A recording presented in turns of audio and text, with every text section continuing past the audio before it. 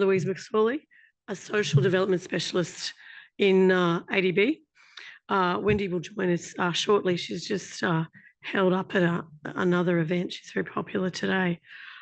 So it's my great pleasure to be supporting this event today and to have you all join us for what will be an interactive workshop.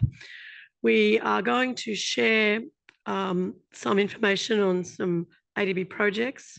We're going to have a surprise reflection, not necessarily about disability inclusion exactly, but about the impact that transport planners can have as a result of their work and how that relates to disability inclusion, because we figured while we had a group of you in the room, we might try and encourage you to think even more broadly.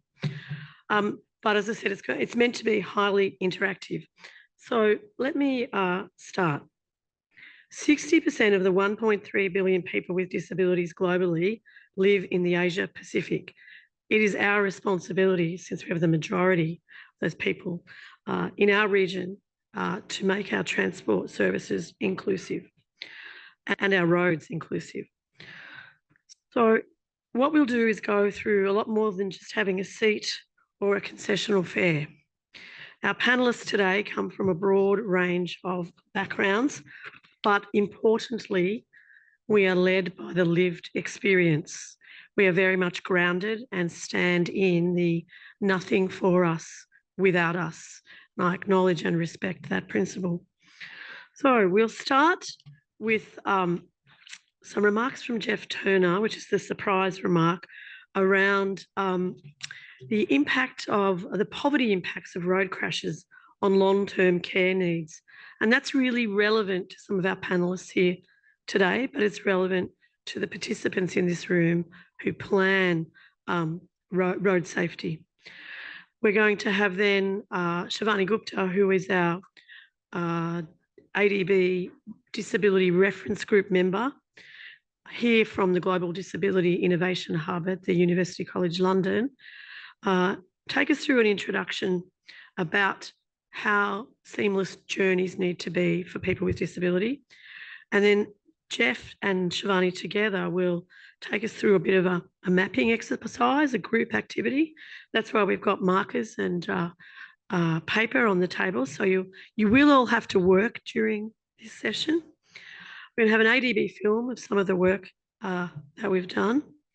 We're then going to move back to the lived experience, and Maureen Marta is here to join us and share some of her reflections and experiences and views. And then we're going to finalise the presentation or engagement part of the session with Lloyd Wright, who's a senior transport specialist here, and talk about a good practice case study in Peshawar in Pakistan. And I think there's also a little film there for that one. So I'm going to try and make it, use all those proper adult pedagogy principles of a bit of talking with you, a bit of video. So we'll make our hour and a half go quite quickly. And then we're going to conclude and be led by Shivani with Jeff on a question and answer. And that'll be very broad ranging. We welcome you to bring any questions that you might have across the spectrum in this session, because it's about learning together, particularly from the advocates. So I'm going to invite Jeff Turner from the University of Leeds, who's a transport economist and ADB, a social inclusion consultant, works with us on assessing social impact, to make some remarks on the work that he is doing and is researching on transport safety and the impact with poverty. So Jeff, thank you. Thank you very much. Yeah. Yeah, next slide, please, if that's possible. Okay. Yeah, so just very briefly, to give you some thoughts as you're going through this session and the exercises that Shivani and myself will help you through, to try and tie so our discussions to maybe things that you've also heard over the rest of this week, and that's really to highlight the fact, and we'll go to the next slide if that's okay, and the next. Yeah, and so yeah, as Louise says, I'm Jeff Turner. I'm an ADB staff consultant, but I'm also a visiting professor at the University of Leeds Institute for Transport Studies.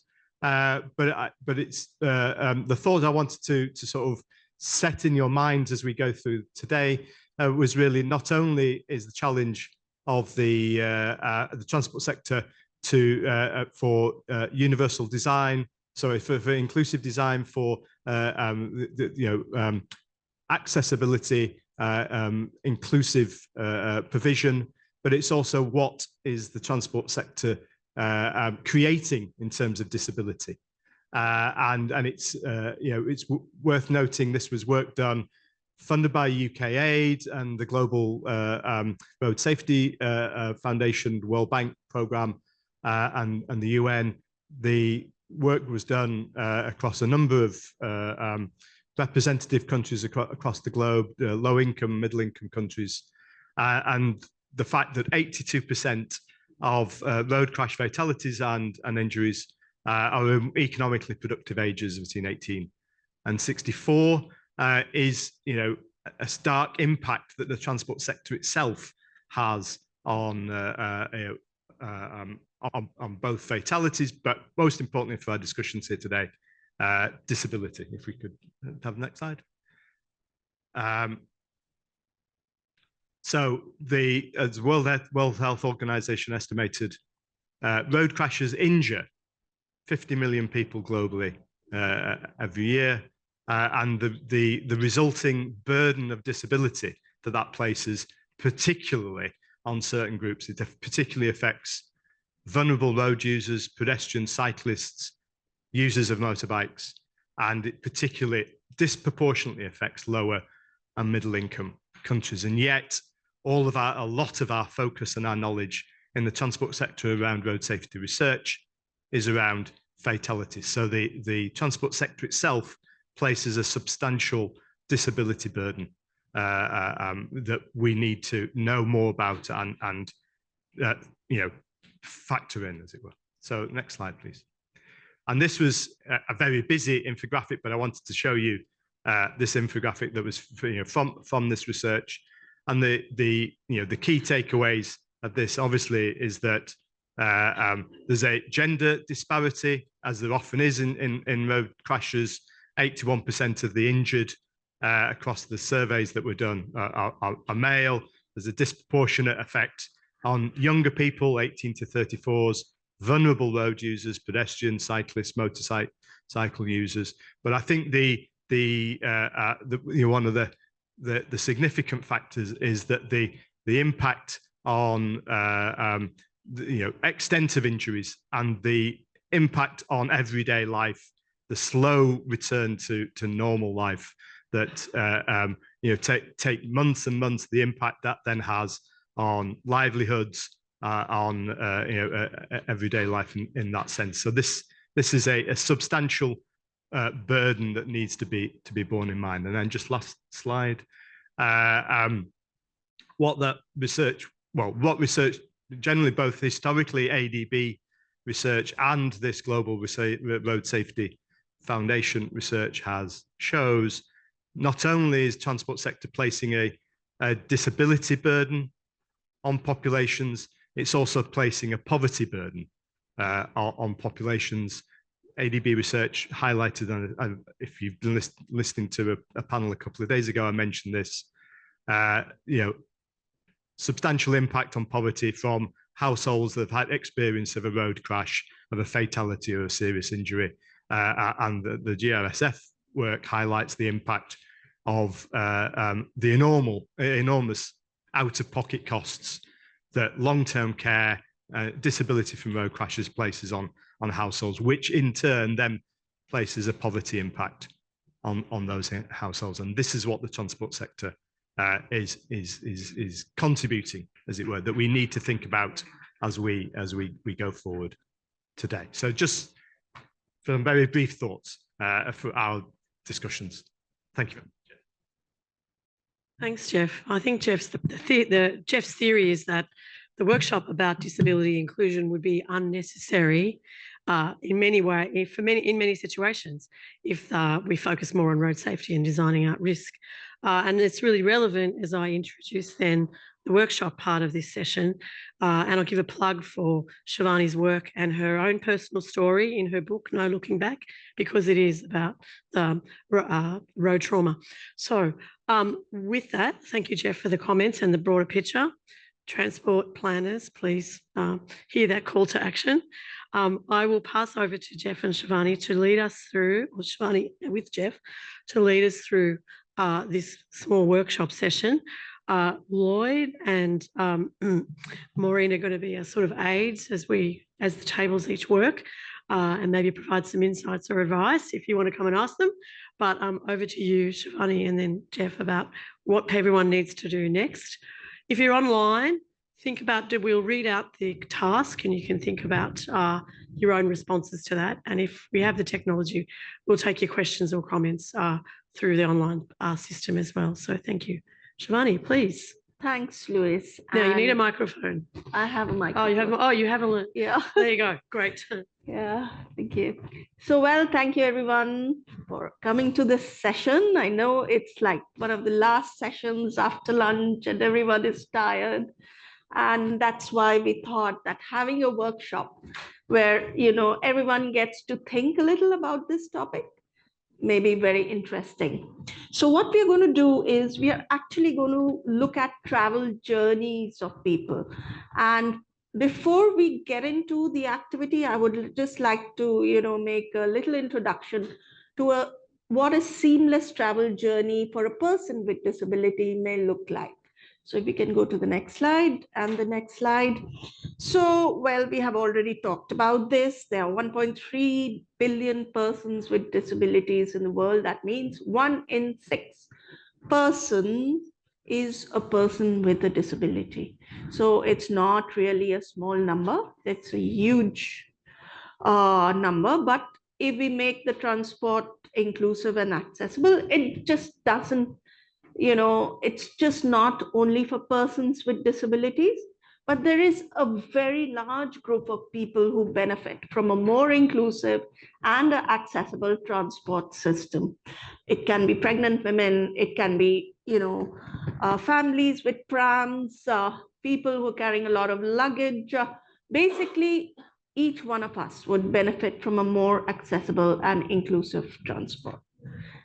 So when we're looking at a travel journey for a person with disability, it really begins from how are they going to reach the transport station.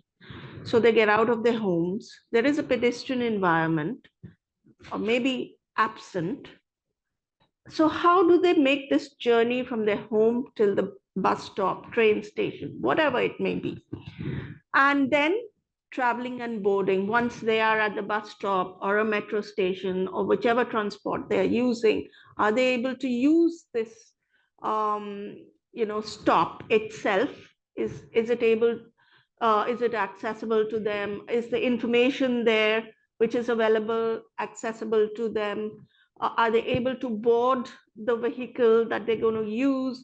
Is there adequate information that they can get on where they should disembark or deboard, and those kind of aspects? Then there may be a transport interchange required. It's not necessary that the bus would take them through till their destination. They may need to change the transport, and whether that is seamlessly accessible to them. And finally, in terms of if there is a transport failure, how do they actually evacuate? And is it going to be easy for them, as easy as others, for them to evacuate in case of a transport failure? So if we can go to the next slide. So, I just looked at the case study of the Delhi Metro. It is a very accessible, system, and some of the inclusive design features that are there is that there is one of the entrances at the station has an elevator, so accessible for people who cannot use stairs or escalators. There are tactile way guidance available.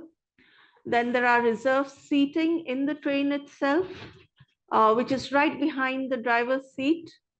and there are large and lowered ticket counters. Staff is sensitized towards how to assist persons with disabilities. And if you can go to the next slide. But what are the challenges that people really face to use it in reality? It's a very accessible system. One thing that the feeder buses, the last mile and the first mile connectivity, people getting from their homes till the metro. And there are feeder buses that the metro system provides, but these feeder buses are not accessible. Then accessing the accessible entrance can be a challenge a lot of times. And that happens many times because of a very, siloed approach towards building these kind of setups. For instance, the metro system itself, the entrance of the metro system is under the metro department, but the pavement that leads to the entrance is another department.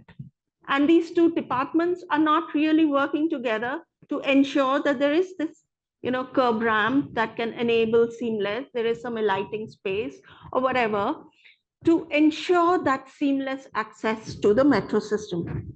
And the metro stations sometimes can be very large with several exit and entry points. And each one of these entrance and exit points leading to a very important road where people may want to go, but only one of them is accessible. So therefore, a person with disabilities may not be able to use many of the other roads as easily as possible, as others. And then the reserve compartment is in the ladies compartment. So therefore, if you're a man with disability, it can be a little intimidating. The accessible entries, the point where you put your ticket and that door kind of opens, is not always automated. So therefore, you're dependent on staff to enable you through the larger access door, and which can become challenging because, you're dependent on someone there. Ticket counters do not have sound enhancement systems. So therefore, if there is a deaf person, may find it difficult to buy the ticket, especially because there is a glass counter in the front. Restrooms are not available in all, but wherever they are available, they're not necessarily designed as per the accessibility standards. So these are some of the challenges, that in spite of having such an accessible system, people with disabilities may get discouraged to use because of such challenges. Next slide, please. Okay, that's the next slide. No, yeah. So now, it's really the activity part of it. And we would really invite anyone of you to share about your travel journey from home to office and back, and not in your own personal car or a taxi if you're using a public transport. So anyone can volunteer. If you can just, elaborate on any kind of barriers that you may be facing, or what are the good enablers in this journey when you get out of your home, go to your office. So just looking at this journey, anyone can volunteer. Hey, Shivani. Hello, everybody. I'll give my example. It's actually not public transport. I walk to work. I don't know quite how far it is, maybe 5-7 kilometers or something like that. Here in Manila, I work here at ADB. And of course, you'll all be very familiar with the challenges here for walking. And so I probably spend, I would imagine, at least half of my journey, maybe more than that, actually on the road. And it's partly because there is no facility, and partly because where there is a facility, it's full of other things. Quite often those things are other transport things, cars and motorcycles on footpaths. But even where those things are not in the way, the discontinuity for walkers is quite severe. And so one thing that I notice here in Manila is that you very rarely see people with disabilities in public. And I think this is partly the reason why. In fact, they cannot navigate in public. So they're very much out of sight. I don't know whether others find the same thing, but that's one of my observations. Thanks, Dave. Absolutely. Absolutely. Thank you. Anyone else would like to share their travel journey? Hello, good afternoon. My name is George Buit. I'm a photojournalist. Okay, so before I got injured, I got an MCL. So one of the problems in transportation is riding a jeepney. So so usually the jeepneys they allow the last part of the jeep, the behind, where the disabled should be, or the accessibility for disabled should be placed. The problem is sometimes the jeepneys doesn't have a particular standard of height, how they can board. So sometimes too high. So it's, if you're walking on one leg, it will be very hard. And sometimes it's full, so you have to go inside. Then another problem with another one is with the ones with the wheelchair. So um, most of the time they will just be pushed on the sidewalk or on the streets by someone pushing them on a wheelchair. But if they're gonna need to ride the public transportation like the jeepney, well, they have to be on some sort of clinchers, or two people should support or help them get inside the jeepney. And that's it. Thank you. Great. Yeah, I mean, those are really great observations, and thanks for sharing that. Anything, Jeff? I was just going to ask the gentleman there, could you perhaps describe one of your journeys, on the jeepney? Okay, on jeepney. Okay, so I think everyone, I'm not sure if everyone's familiar with the jeepney. So it's like use the jeep. There's it's like 10 to 8 to 10 passenger at the, and if you're gonna ride, it will be most of the times at the back. So the ground clearance of the jeep are usually different. So you have to like 1-2 steps, but sometimes it's too high, so it will be like very high like that. Wow. So you have to grab on somewhere a rail there or on the side to get on the inside the jeepney.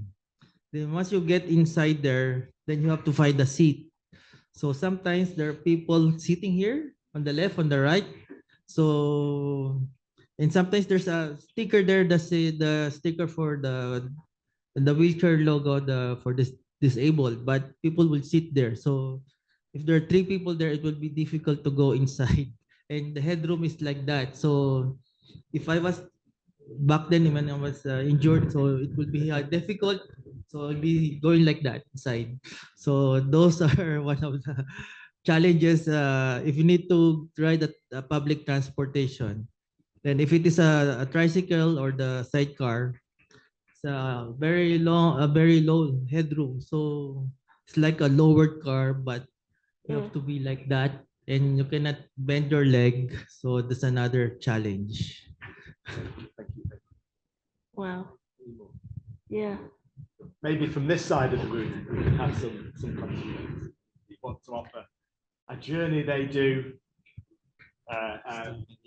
or even one that they would have to do if they weren't able to drive or catch a taxi. Any contributions? It can be a very comfortable journey as well.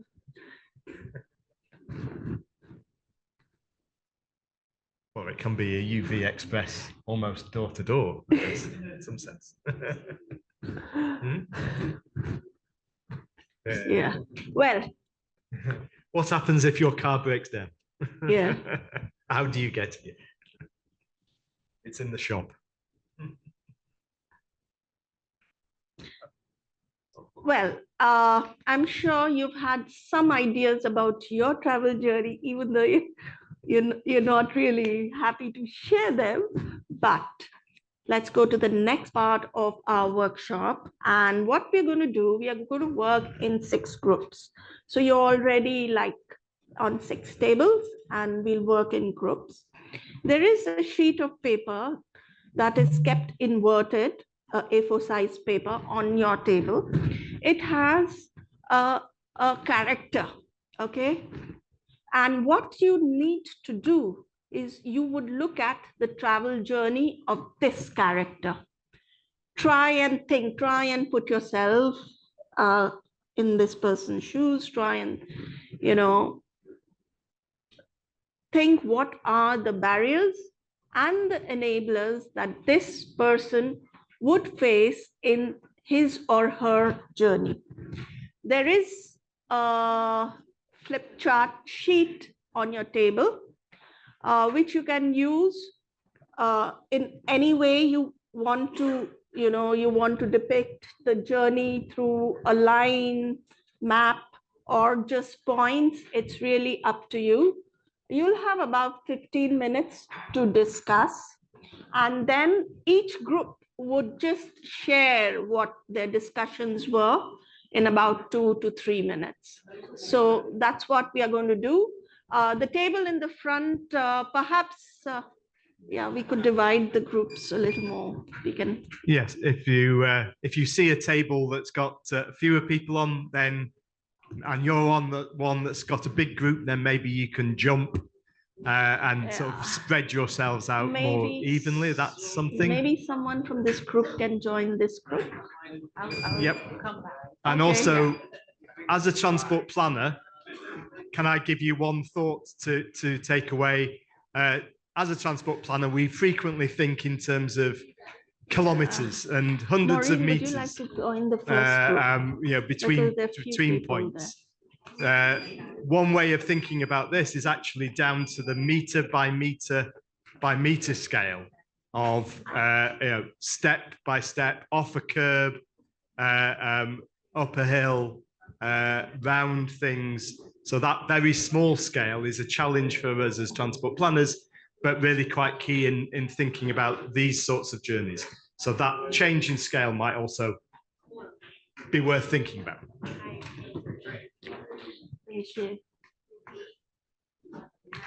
And I'll just give a plug. You've got a couple of resource people here who you can test your journey with as you think it through. So there'll be Jeff and Shivani and Maureen.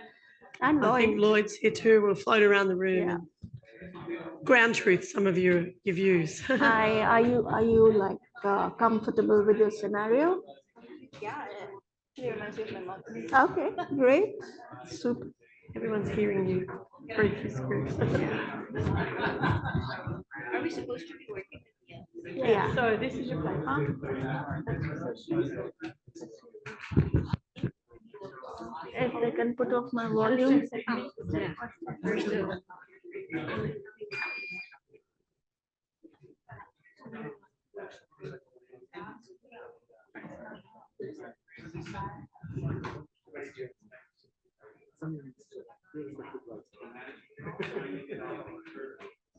So you comfortable with your character? Yeah. Okay, great.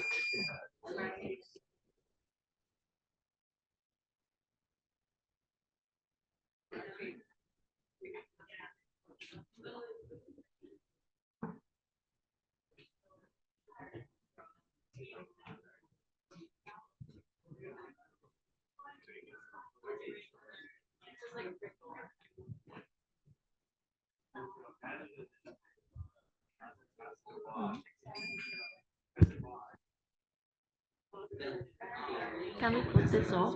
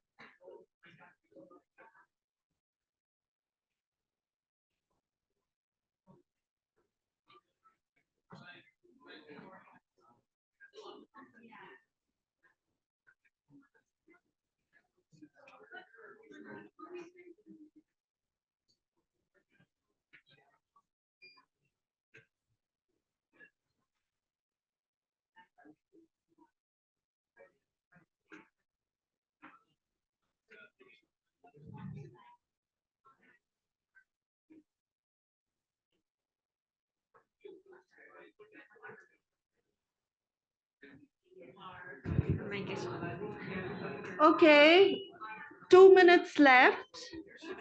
So if you can think about how you want to present your story.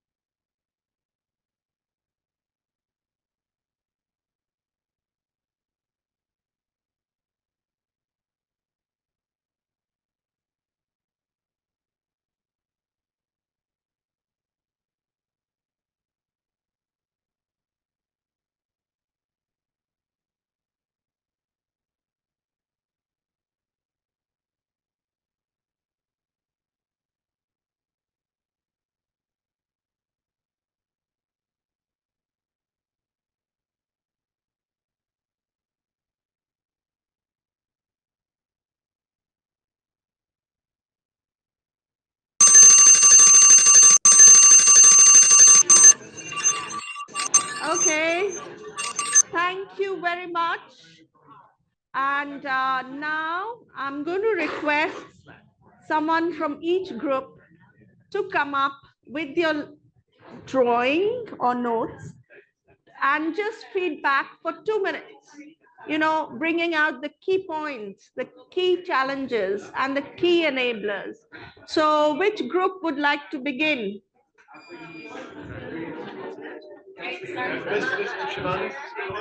Okay.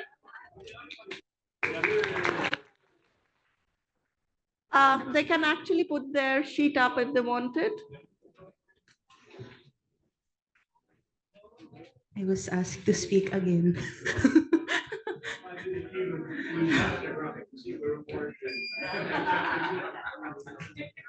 All right, we are group 3. Yeah, I asked them if they wanted to present. They were like, no, you could do it. All right, so our person was a man, is a man with hearing impairments. And I told them that it actually reminds me of my mom, my late mom, because she had a hearing disability. She wasn't completely deaf, but she had Meniere's disease. So she had to wear hearing aids, but it was an invisible disability. So we just included the enablers and barriers in a table. So at the start, using pavement from home, enablers would be if there was proper wayfinding, visual cues, knowing where to go. An asterisk here is to usually have a hearing companion, especially if you're completely deaf. But a big barrier right off the bat when you go out from home to the metro is if the environment is already very noisy. So for those who are hard of hearing but can still have a little, just like my mom, it would get very stressful and triggering for her. So riding public transport, going there was not very easy to do. Because it would give her vertigo and tinnitus, and it would affect her work. Second is crossing the road. Enablers would be safe crosswalks, very clear traffic signals with sufficient time to cross, making sure that it's actually equitable versus motor vehicles. A barrier would be very hostile intersections where in the first place you can't even cross properly. Third, when you start using the metro, she pointed out that language translation is very important. So you could be someone in Bangkok, but actually not really know how to speak or read Thai. And of course, proper areas for persons with disabilities so that you don't have to get stressed about where to seat yourself. A huge barrier would be no visual announcements, relying only on audio announcements. And of course, discrimination on invisible disabilities. Some people might get accused of going to an area for persons with disabilities, but be told, you're lying. And lastly, from the metro to the office, has to be very clear when and where to go and to stop. And again, it goes back to the scenario at the start where the noisy roads would be very, very stressful for the person. So there's much more that we might have missed, but this is what we could have come up with. Thank you. Thank you. 15 minutes. Wow, that was excellent. Yeah, could we have the next group?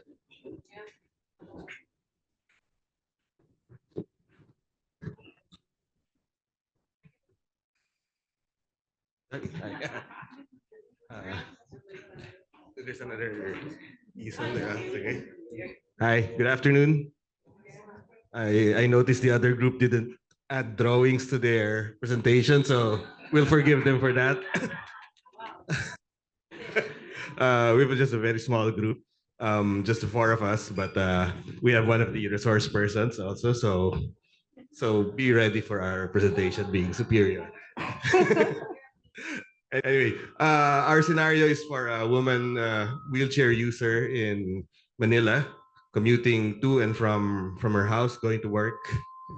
Like the first group, barriers and enablers also. So just getting out of your house from the pavement, going to the bus station, there's already several barriers.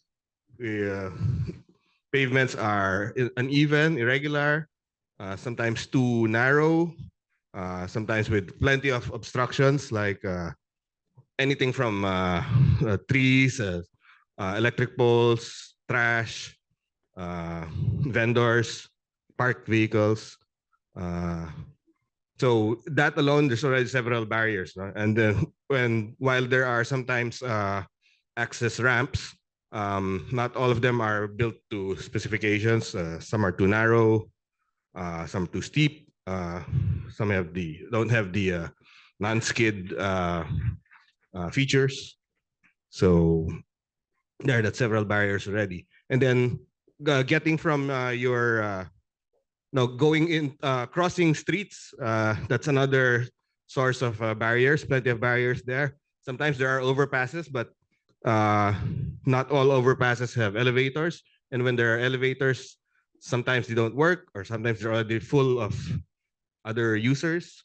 In the rare instances where there are ramps, sometimes there are very steep ramps, again, and with no non-skid features. But many times there are no ramps, actually, so you can't cross through overpasses. So you just have to cross. Our hypothetical wheelchair user woman will just have to cross through the jaywalk, no? or street level, no? And face the dangers of traffic. So once you get to the bus station, this this wheelchair user will have another problem getting on board the bus because, for instance, in Metro Manila, the carousel bus along EDSA is in the middle of the road. So that's again another crossing the most dangerous, busiest road in Metro Manila. And then the door access is on the traffic side. So that's another risk. And then getting into the bus again is another issue because not all of them have lifters, some you have to take several steps up. And once you're in the bus, there's no space. The reserved seats for disabled persons not always available, and there's no space for your wheelchair. And once you're inside, it's very, very tight. No space again for your wheelchair. Getting down from the bus, the same story, reverse of your experience from getting in. Getting to your office is the reverse of your experience from leaving your house, going to the bus station. Yeah. And our last point is you have to do it all again when you're going home. That's it. Thank you very much. That was excellent. Can we go to the next group, please? He's in queue. I'll do that. Thank you. That way. Thank you very much. So we had very lively discussion at our table, and our example was an 85-year-old man living in Islamabad who's going to visit his daughter, and he's taking the metro. So there's a travel to the metro, there's the metro trip, and then a travel to her house. The first thing I wanted to say about this actually is, I think it was Shivani who was saying that 1 in 6 people have disability. And that's at a point in time. But of course, if you look at it over a lifetime, we all have disability, because hopefully we'll all be 85 one day. And so this is all of us in a way, right? Okay. So I'm not going to go through all of these points here. Many of these things I think are fairly evident. Okay, an 85-year-old person navigating the streets of Islamabad is going to be fairly tough, with tripping hazards and so forth all the way through. But there's a whole bunch of things that happen here at the beginning at the house where he's leaving from. We have assumed that this is a house that has many other people living in it as well. And so the first thing that happens actually is other people want to help, or other people have to help. So there's a dependency that's happening here from the outset, which of course has its own impacts on people's psychology and mental state. Some of the people in the house are actually cautioning him, don't go at all, it's too difficult, you're not up to this, right? So he's got this mental barrier right at the beginning just to get out of the house and do the trip. There's issues at this age for knowledge and memory about the route that's going to be taken. We've assumed that he's judged that he's up for that, although his judgment might fail him partway through the trip and he just gets lost on the way there. The weather, whether it's too hot, too wet, of course, all of the walking hazards that one can have. Halfway through the trip, he finds he needs to go to the toilet. And of course, public toilets at the railway station in Islamabad are not accessible, but he does eventually find one and he has to pay for it to use it. And he doesn't have any spare change with him. The same thing happens when he has to cross the road to get there. He's got to speedily get across and pick a gap, but he knows he can't go fast enough.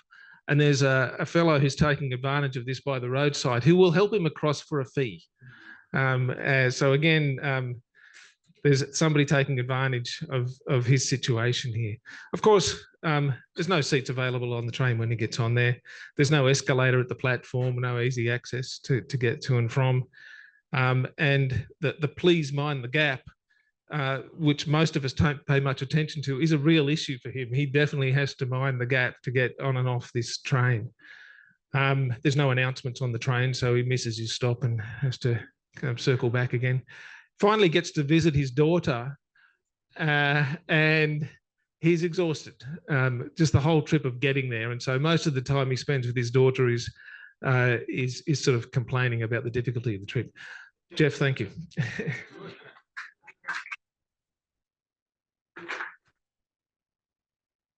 You brought out the disability-related extra costs that this person had to incur because, you know, just the way the system was. And this is really a big challenge, the extra costs that we need to incur to use the same public transport as everyone else. Yeah, next group. I'm just going to take exercise moderators' prerogative there, Shivani, if I might just for a minute, and acknowledge also the mental impact of that. The fact that there is an extra mental load that you carry having to negotiate all that. And I speak as a person with disability as well. So. All right, so I'll take a different route. I'm going to embody the persona in our scenario. So I'm a woman with a neurodiverse disability. I wake up and I have to go to work. I get out of the house. I try to use the pavement, but I can't because they're excrement or poles or trash. So what I do is I bring out my stress ball. So I hold on to that while I'm walking. But then lots of cars pass by me, tricycles, jeeps, whatnot. So I put on my headphones to cancel out the noise. So I keep walking. So this in itself is already an endeavor. Then I get to the crossing, the road crossing, if I can find it. Or let's say this road crossing is actually a 4-way intersection that has crossing diagonally, forwards, to the side, everything. I don't know where to cross. I don't know when to cross because there's no signal. But thankfully, I see a traffic enforcer and he sees me in a conundrum and he helps me cross along. Then I get to the bus station, or if there is a bus station, I hope there is one. I get there, there's lots of people. I don't like people, so I stay to the side. And then there's no coverings for the station. So what I do is I retreat closer to myself to feel comfortable. And then somebody notices, or other days, people don't notice that I'm uncomfortable. So somebody helps me onto the bus. And then I get on the bus and it's crowded again. So what do? I make myself as small as possible, just stay in one area. It's hot, there's no air conditioning. But thankfully, there is a designated space for people with disability. So I go there, thank the Lord, there is one. And then I ride this way for what, an hour to 2 hours, because I live in a town that's far from my employment. And then finally, the bus arrives somewhere close to my office. Then I have to repeat these steps to get to my office. And then office, I work 8 to 5, sometimes overtime. And then we do it all again. So that's painting a picture for you all. That was really beautifully painted. I was so beautifully presented. Thank you. So can we go to the next group? I'm ready. Hello, hello. Yeah. Yeah, do something. Wait.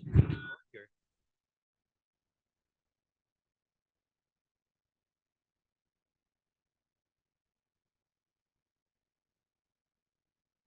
Yeah, so in this scenario, I'll be a man with a visual impairment.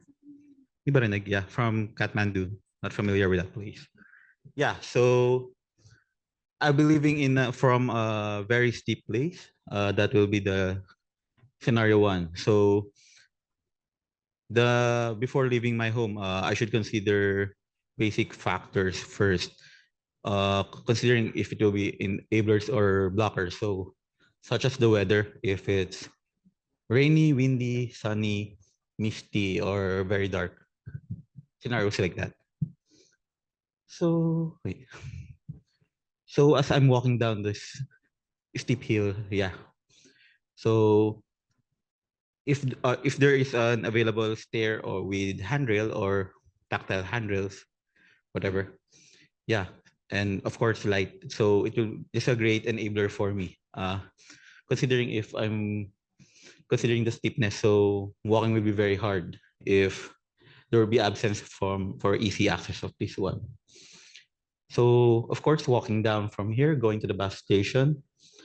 So of course, looking at this drawing, there will be availability of light or sound assistance or even personnel, depending on how your government works with the traffic management.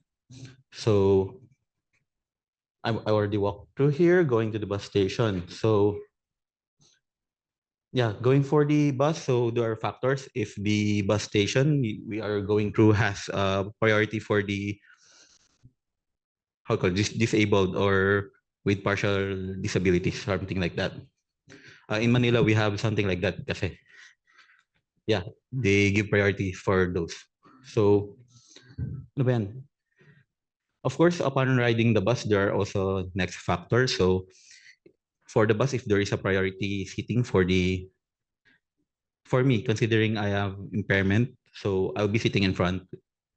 Yeah, that's how it goes. So, moving along. So, for the bus to be able to be an enabler, it should have auditory assistance. So, you're aware on what stop it is already on. So, this absence of that one will be like a blockage for your work travel. So yeah, growing for the road crossing, yeah, same as the others. So I'm already at my work. So at the work, upon dropping off, it's not over yet. Of course, if I'm working at a floor above, like fifth, sixth, or whatever, going upward. So if there is an assistant, or if the building or the elevator has a real accessibility, so that will be an enabler for me. So going home, I think that's the same scenario. So, but going home, I think it will be a bit more hassle because the presence of the abundant light will be not that present anymore. So yeah, I think that is the scenario for us. So I presented it in a way that everything can be an enabler or a blockage for you. But as for the transportation sector, it is important that we consider that the lighting and the auditory support and the manpower, sorry, not manpower, the workforce on the field provide the enabling factors for me as an impaired person. So I could go from home to work and then from work to home. Yeah.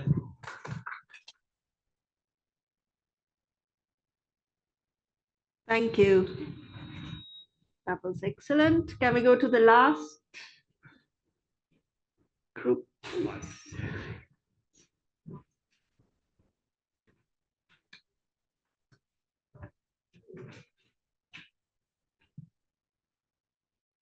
Hello, good afternoon. So our situation is similar with the wheelchair, so it'll be easy, fast. So a pregnant woman with a stroller or pram and going to the bus stop to go to the office. So just getting out of her home, there's uneven pavement. Sometimes there's flood and full of foot traffic. And then crossing the street, and sometimes there's no pedestrian. And if there's a pedestrian, the cars will not stop. And if there's cars will stop, they will block the pedestrian lane. And then sometimes it's what you call it, the flow of uh, people will be in reverse. So the pregnant woman will have a difficult time going through the crowd. So once and after she crosses the street going to the bus stop, there will be a lot of what you call vendors, sidewalk vendors, and sometimes the bus stop has vendors on it, and there's a garbage, and then the roof is broken or it has holes, or sometimes there's no roof, and sometimes there's no bus stop. So she has to go to the sidewalk or on the street to stop the bus.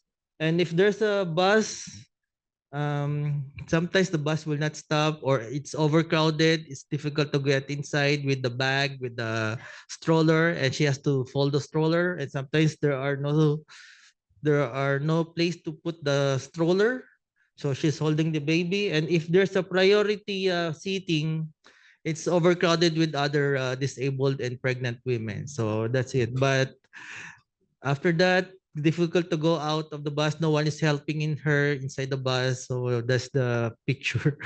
And we have some solutions, and hopefully one is a space for pregnant women, maybe half of the bus, or there's a or or a policy for the sidewalk. There's a law, but it's not well implemented. Maybe it should be no vendors and something like that.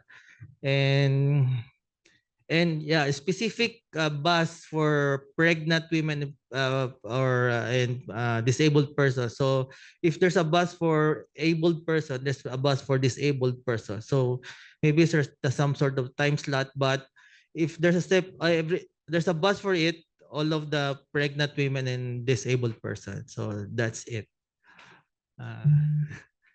Right now.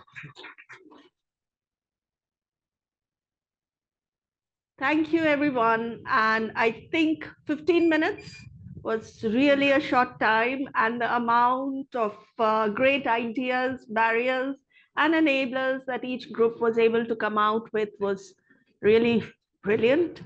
And I would like to, just comment very briefly in terms of segregation of commuters for different times and things like that. Perhaps we should demand for more buses so that there is less crowd, and but yet everyone can travel. Otherwise, some people would have to time, oh, the accessible bus is only available at 12 p.m. So what if I have a meeting at 10 p.m.? I mean, so therefore, I think it needs to be a very inclusive approach and solutions that we are looking at.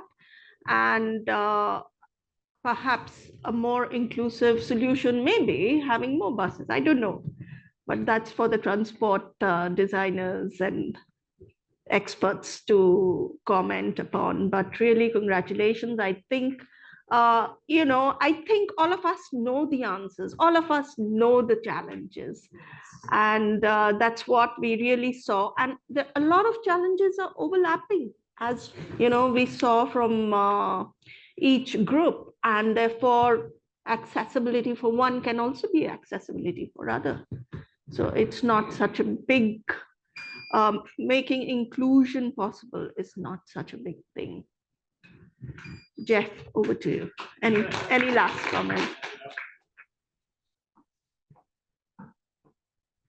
No, I think we should move on to the next bit. But the one thought I did have is that it's nice to see you all thinking from other people's perspectives. Transport planning is frequently criticized for designed and driven by people who think other people are like them.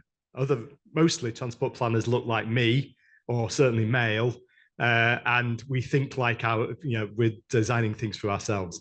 We've asked you to think about from the perspective of other people, and you've done fantastically. And so may long that continue, as it were.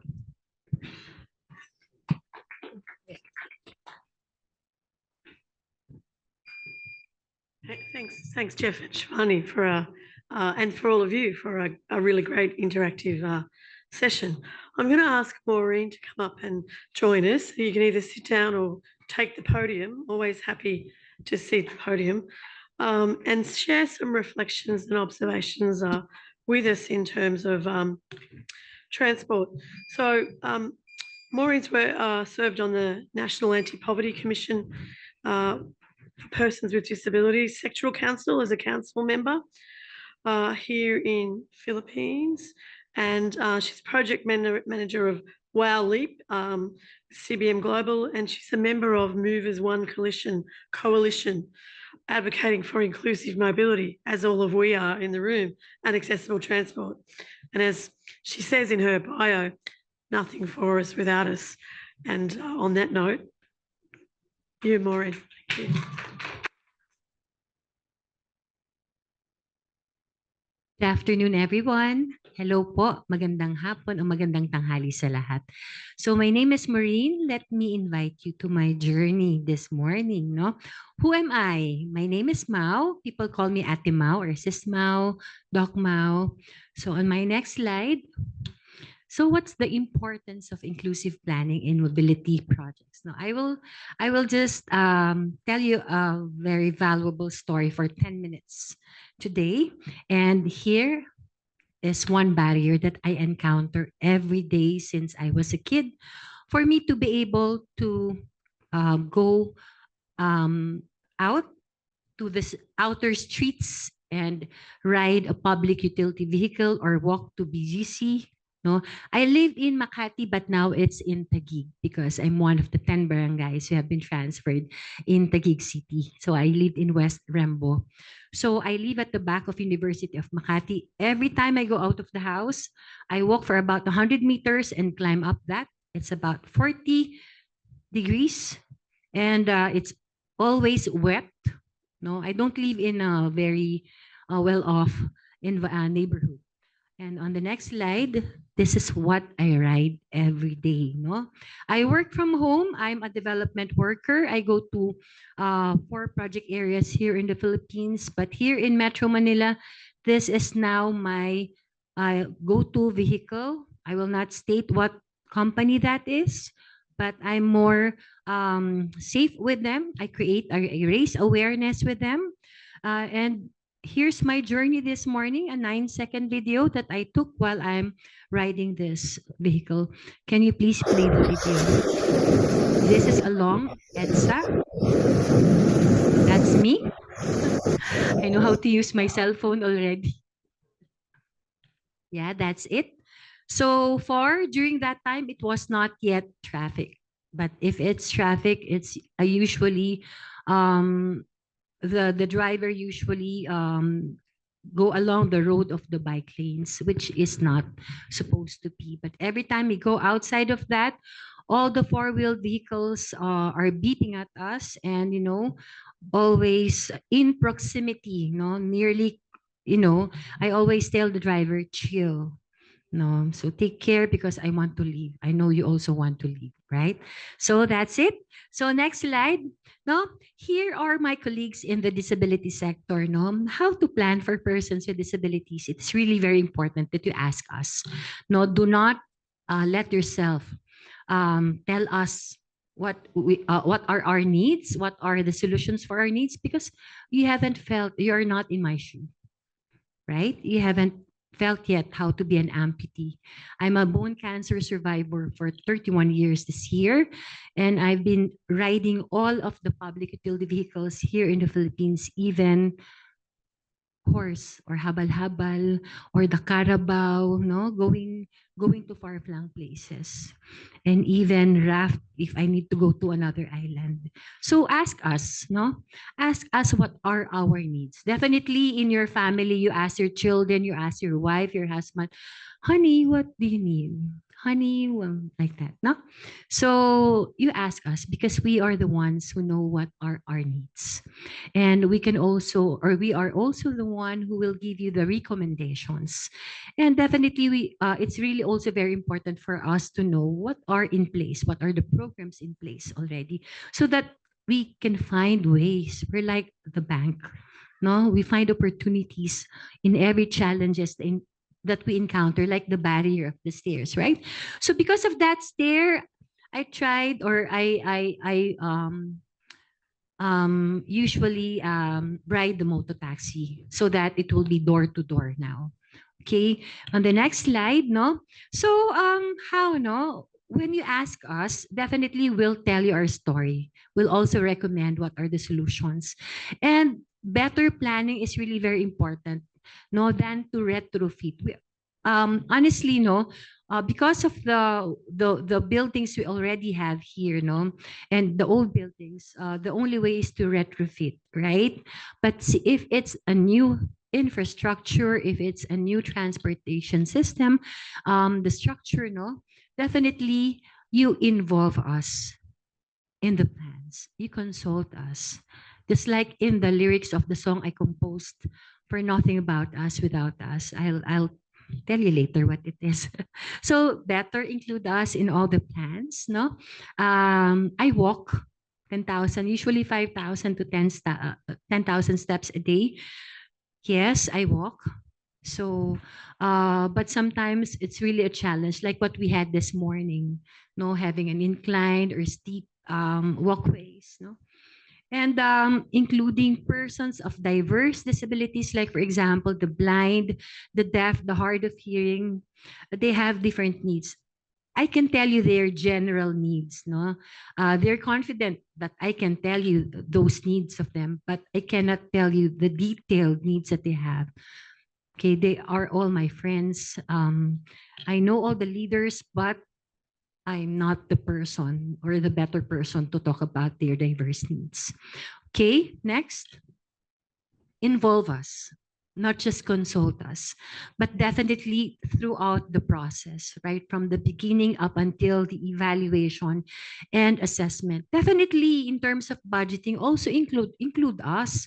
No, if it's about the money, although we will not be asking about the money, but we can tell you how you would be able to divide the money into different ways. Although we're not financially literate, in detail, but definitely since we know our needs and how we can solve about it, definitely we can also share to you how you could be able to do piece by piece in every solutions that we could recommend to you. I am a part of different organizations of persons with disabilities, and not just here in Metro Manila, but in all the 17 regions of the country. Because my number one, my first mentor was a blind architect. He taught me how to assist a person who is blind because he's one. Secondly, my second mentor was a person using a wheelchair. So that person, so I'm sort of, I assisted them up until now. My third mentor is a deaf person. My fourth mentor is a hard of hearing person. My fifth mentor has learning and different neurodiverse disabilities, and even parents of these children. Being a woman with disability usually has double or triple marginalization. No, so even though I'm a member of different OPDs, I still faced discrimination, which is true, no, because of the hierarchy on which person you should prioritize in with regard to this. No, so in terms of transport, I have lots of things to learn. That's why I joined Move as One Coalition. No, and I was also invited to be part of the ITDP and TUMI Advisory Board just this year. And I'm also advocating for the transportation of voters with disabilities. That's why I'm also collaborating with Legal Network for Truthful Elections here in the Philippines. So transportation is one problem, I say quote unquote problem that we have, not just here in Metro Manila, but here in the Philippines. And for us to be able to actively and meaningfully participate, accessibility of our mobility, inclusion of our mobility, and all different types of transportation is really very important. The connectivity for us to be able to access different basic services includes transportation. No? From walking to cycling, definitely we would want to go out seamlessly and connect or access these basic services that the government is giving us. And we are here, of course, no, for you to be able to hear us, consult us. And let me close this with the lyrics that I composed. And it was, the music was input by the Blind Mates. They are the group of blind people in Bohol. They sing at the Bohol airport. No? This is the title, Nothing About Us Without Us. You invite us to attend, to inform us all your plans. Voiceless, penniless, we follow and nod. Barriers we encounter every day of our lives, always pushing for our rights. Some of us win, some of us lose the fight. There's no one size fits all. With the needs of all our brethren, consult us, hear us. We have the voices for us to be heard. It is nothing about us without us.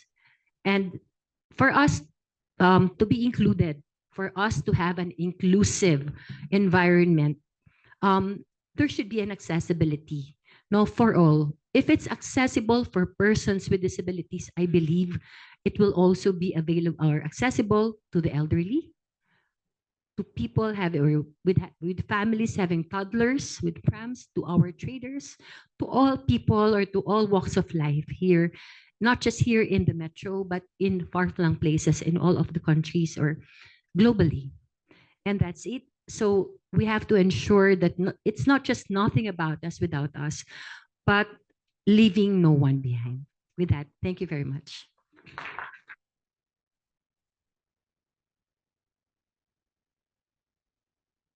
Thank you, Maureen, for those reflections and that advocacy around meaningful participation and meaningful access and consultation is not just about talking at us and letting us nod, but actually giving us, let me add in not to accessibility, another A, which is agency, letting us speak about what we need and listen to us really.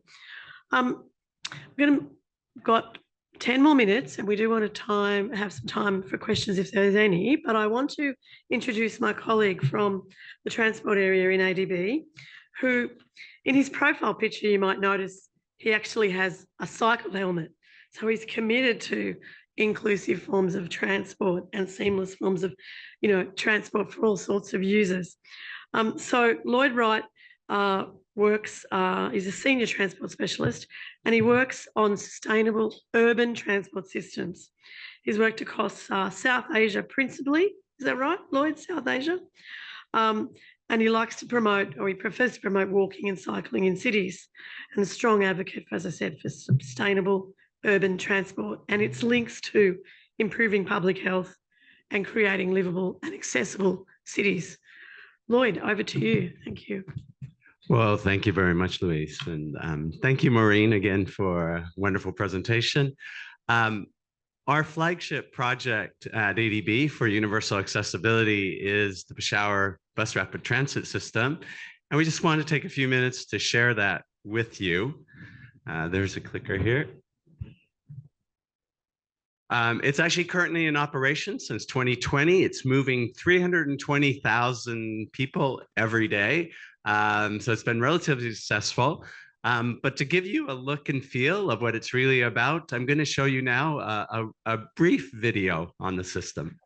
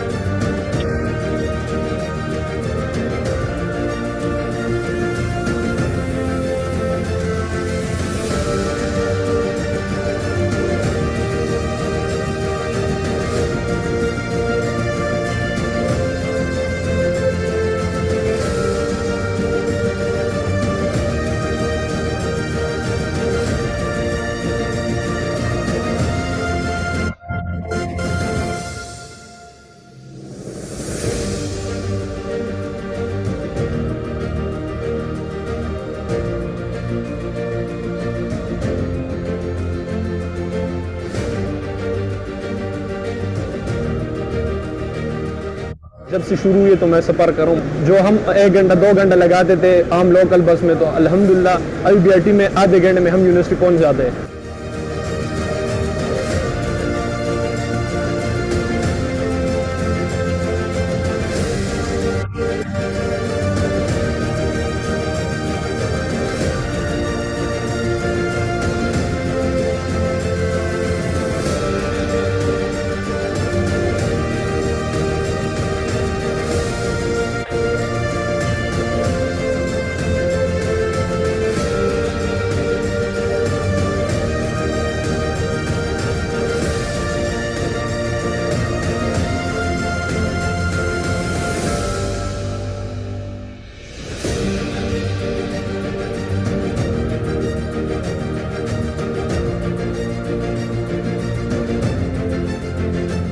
हमें transport के हवाले से बहुत ज़्यादा मसाइल थे और हमारी कम्युनिटी को जब भी वो सफ़र करते थे किसी भी गाड़ी में तो पहले उनको बिठाया नहीं जाता था और जब बैठ जाते थे तो ड्राइवर्स की तरफ से और लोगों की तरफ से बहुत ज़्यादा हैरासमेंट का सामना करना पड़ता था। लेकिन BRT में जब से हमारे लिए 2 स्पेशल सीट्स मुख्तस की गई हैं तो हमारे ख्वाजा सराओं को बहुत ज़्यादा फ़ायदा हुआ है और हम अब पुरवकार तरीके से बाइज़्ज़त तरीके से और कम पैसों में सफ़र कर सकते हैं। यूनिवर्सली हम देखते हैं कि ट्रांसपोर्टेशन एक्सेसिबिलिटी और पर्सन विद डिसेबिलिटीज़ के लिए एक बहुत बड़ा इशू रहा है। BRT में हमें बहुत सी फैसिलिटीज़ दी गई हैं। अफराद बाहम माजूरी के लिए एक अलग व्हीलचेयर के लिए पार्किंग के लिए जगह मुहैया की गई है। एलिवेटर के जरिए बस तक हम जा सकते हैं, सारी चीज़ें एक्सेसिबल है। ऐसी एक हमारे लिए एक आप कह सकते फैसिलिटी हमारे लिए प्रोवाइड की है जो कम कीमत में और बखूबी अंदाज में हम अच्छी तरीके से काम भी कर सकते हैं और इजीली जा सकते हैं अपने घरों तक। We are using BRT as a very facilitate transportation so far. It has given us many facilities. Before we used to take local buses that could consume our time way much. We couldn't reach at any points.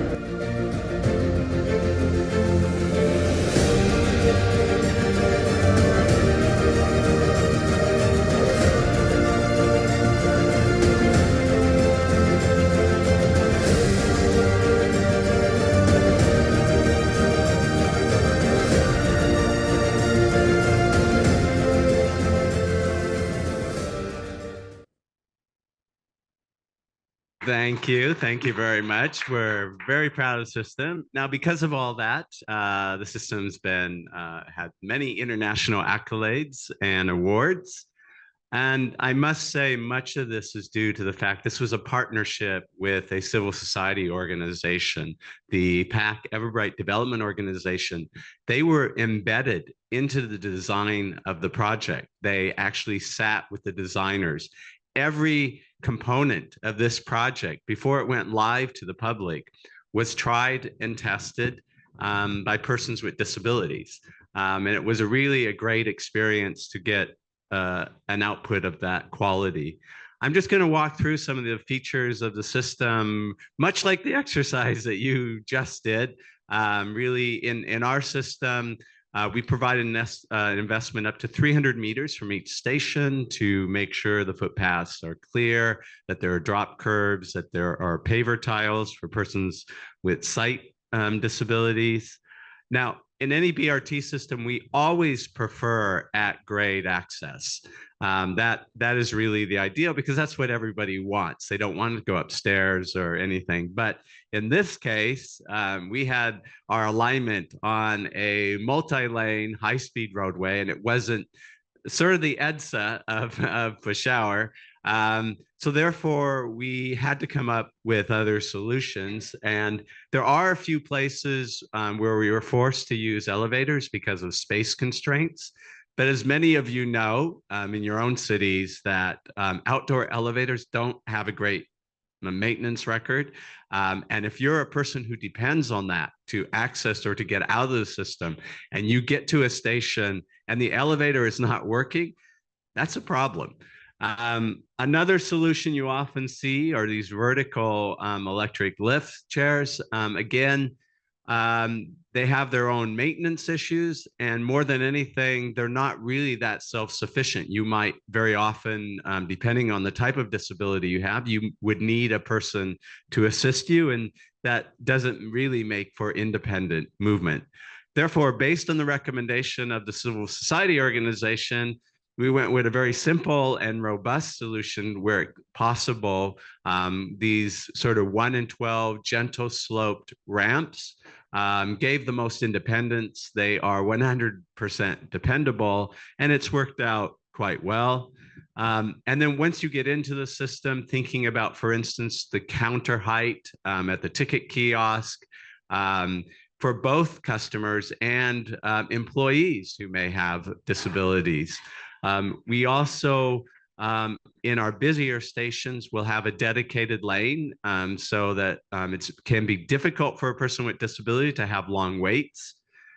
And then certainly when you get to fare validation, we really stress have gates, not turnstiles, and make sure at least one of the gates are extra wide for a wheelchair, or it's also nice for persons with luggage or other items. Everywhere in the station, we have paver tiles with sort of a Pantone of bright safety yellow. Many persons with sight disabilities, they can use the paver tiles, but also the sharp color contrast, particularly at points that may be dangerous or need awareness. Having that sharp color differentiation is really useful. And also in terms of the font size and the signage, you should design around grandma with bad eyes. I mean, really, that's why when you go to an airport or someplace, the lettering is really large, and it's because you need to think about everybody and their ability to see the signage. On the outside of the vehicles, we have decals indicating it is a universally accessible vehicle and which door you may want to use depending on your situation. And likewise, that applies inside. So there's a women's only area. There are doorways that are recommended for a person with a disability to move in. All of the stations have universally accessible restroom facilities. And even down to details, it's a very arid and dry, hot place in Peshawar. It's important to stay hydrated. But a small detail like the height of a water fountain makes a big difference to a person with disabilities. Probably the one area that we see a lot of systems fall down on is this vehicle to platform interface. That is sort of the Achilles heel of a lot of systems. And, Xiamen and Guangzhou, they are amazing world-class bus rapid transit systems. But this is the interface, okay? And, if you're not just impossible for a person in a wheelchair, but if you're elderly or a smaller child, this is actually quite dangerous. So in Peshawar, we came up with a lot of low-cost solutions that work very well. One is what we call alignment curbs. So when the vehicle comes in, the driver can take his hands off the wheel. He is sort of guided into a very tight position at the station. And we use what's called a boarding bridge. And this basically, it slides out. So there is zero gap at all times. Here it is in action.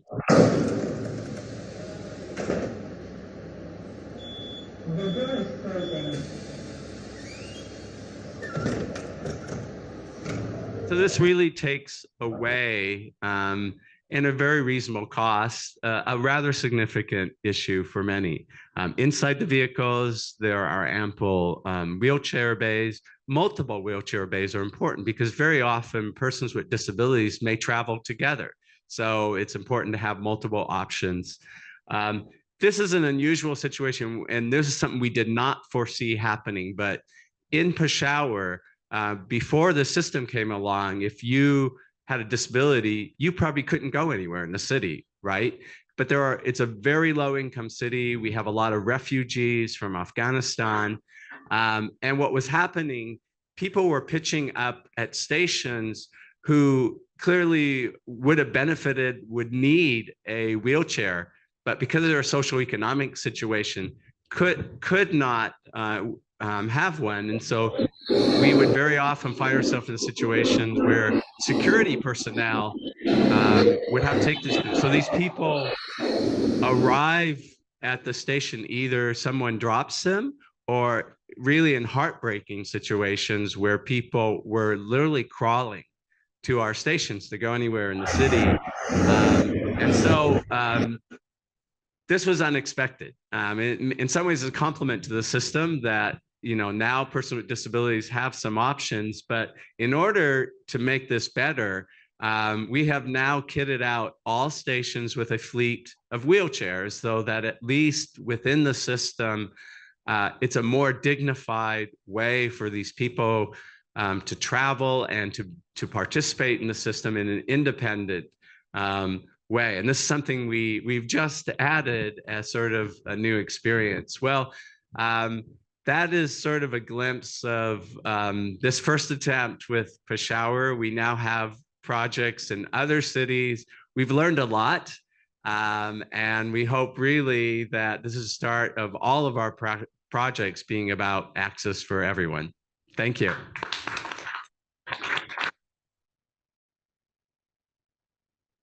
Look, thanks so much for that presentation and that video. I heard lots of murmurs of approval as you were presenting. I think it's probably going to be quite a lot of questions and comments, I think. As you said, it's the sort of first of the big projects where we really tried to design with people with disability. we're at the conclusion of our session, and I'm standing between you and afternoon tea at the very end of 4 days of discussions on transport. So what I'm going to ask you to do is hold your questions and comments and pursue the individuals you want to talk to over the afternoon tea break. And to conclude us and take us through to that afternoon tea break, I'm going to ask Wendy Walker to come up because she's joined us now. We've rescued her from the Vice President and provide some concluding remarks. But thank you, everyone. Thank you, Louise, and thank you, everybody, for participating. It was wonderful to walk into the room and see it full. And this is such an important topic. It's not only important for people with disabilities, but as everybody's been saying, it's really important for everybody, and it's at the heart of the transport system and objectives. So I want to thank Maureen and Shivani and Jeff and Lloyd just now for taking us through the thinking, the background presentations, and then the group exercise, and then the excellent example which Lloyd gave. He's very humble, but he's really done quite an extraordinary demonstration of what is possible and is driving much of what is going to happen next. And in effort to stand together, I come from the social development group, as Louise does, and others. And we have collaborated over the last few years with something called the Global Disability Innovation Hub, which Shivani is a part of, to try to build a set of champions inside of ADB on these issues. But secondly, to go on from there and develop what we have online, which is an e-learning program on inclusive design, which takes everybody through a lot of the fundamentals of this, and then tries to set people on a certain path towards being able to take into consideration many of these issues up front. We hope to be able to build on that initial training, which we've been rolling out with a couple of governments in the region. And if anybody is interested, we can do that by also providing some assistance from the Global Disability Innovation Hub, from Shivani and Ian, her colleague, and others, to really run through the entire program and build this into the way of doing business. Like Lloyd, I think that there are many of us here who would really like to have this be the way that we do our business and to take this forward, and we're very committed to that. You know, next year is the next Global Disability Summit, where many countries will be further making commitments. Most countries in this region are already have made these commitments. I see Ronnie in the back. He's one of the great champions here in the Philippines. And we should really be holding the governments to account and trying to take things forward. I think that we will see that this topic gains greater momentum next year also, and we intend to also try to make further commitments on our side. When the first Global Disability Summit was held in 2018, all countries and all international institutions were asked to make a set of commitments. We made our commitments. They were 9 commitments. The very first one was our roadmap on disability inclusion, this work on inclusive design and working with sectors, key sectors like the urban sector, the transport sector, education, and others are a big part of that roadmap.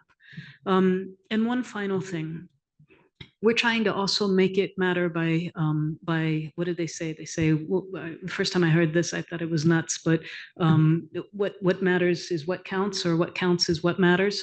So I sort of recoiled from that summary of life, but it does matter inside of these institutions. So we have developed actually a disability inclusion indicator and marker which is applied to all of the projects which we do inside of ADB, and we track and report on this every year. The transport sector is one of the ones that is contributing to this, but we are the first ones to say that we still have a lot more work to do. What we didn't have time for today was a few other videos on recent work in Mongolia and others. As a part of that disability inclusion roadmap and as a part of our way of doing business, we have created a disability inclusion reference group made up of organizations of persons with disabilities and organizations that work with them. Shivani is one of the people on that board. We have about, I think it's about 8 people who are contributing, 8 different institutions that are contributing to that. We've also mapped all of the major organizations of persons with disabilities in the region, in the countries where we're working, in an effort to try to help our teams to build those critical connections. Because as Maureen said, nothing can be done without that kind of consultation, and or nothing can be done well without that kind of consultation and ensuring that the needs and desires are really reflected properly. So congratulations on participating in this. We're really very happy that you came to this session, and also hope that you were able to participate in some of the broader discussions on inclusion also integrated into this transport forum. This sector is so incredibly important for being able to achieve that future that we all want and hope for. So thank you very much, and good rest of Transport Forum. Then give people a couple more minutes. This is the last session on a long week. You've made it this far. Congratulations. So we'll give you a couple more minutes for coffee, and then the sooner we start, the sooner we can finish, perhaps.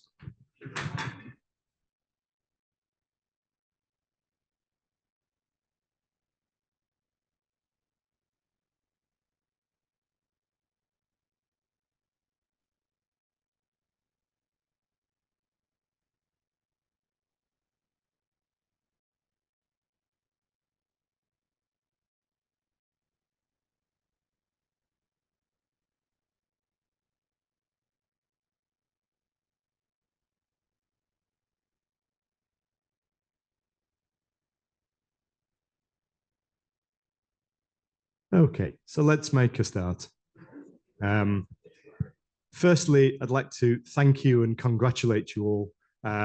This is, as I say, the last session, Friday evening on a long week, and I'm really, really pleased just to see how many people have decided to attend.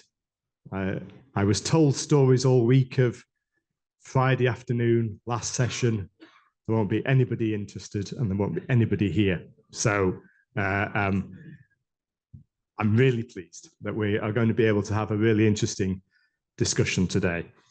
And we will hear a range of voices. Firstly, I'll introduce myself. My name is Jeff Turner. I'm a staff consultant at the ADB in the human and social development sector. I'm a social development specialist here, but I'm a transport specialist and have specialized in the area of transport and social development, poverty reduction and gender equity for many years, both across Africa and Asia. And I'm also a visiting professor at the Institute for Transport Studies in the University of Leeds in the UK. Oh, thank you for that.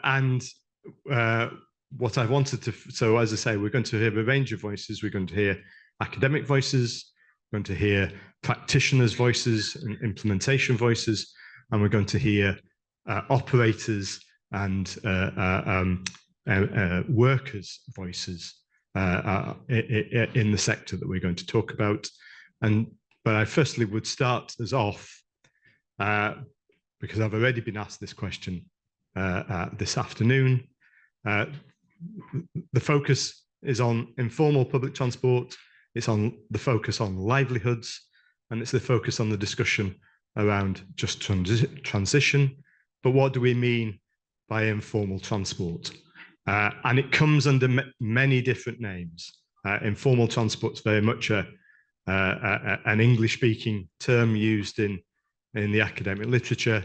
It's also known as paratransit. It's sometimes called popular transit.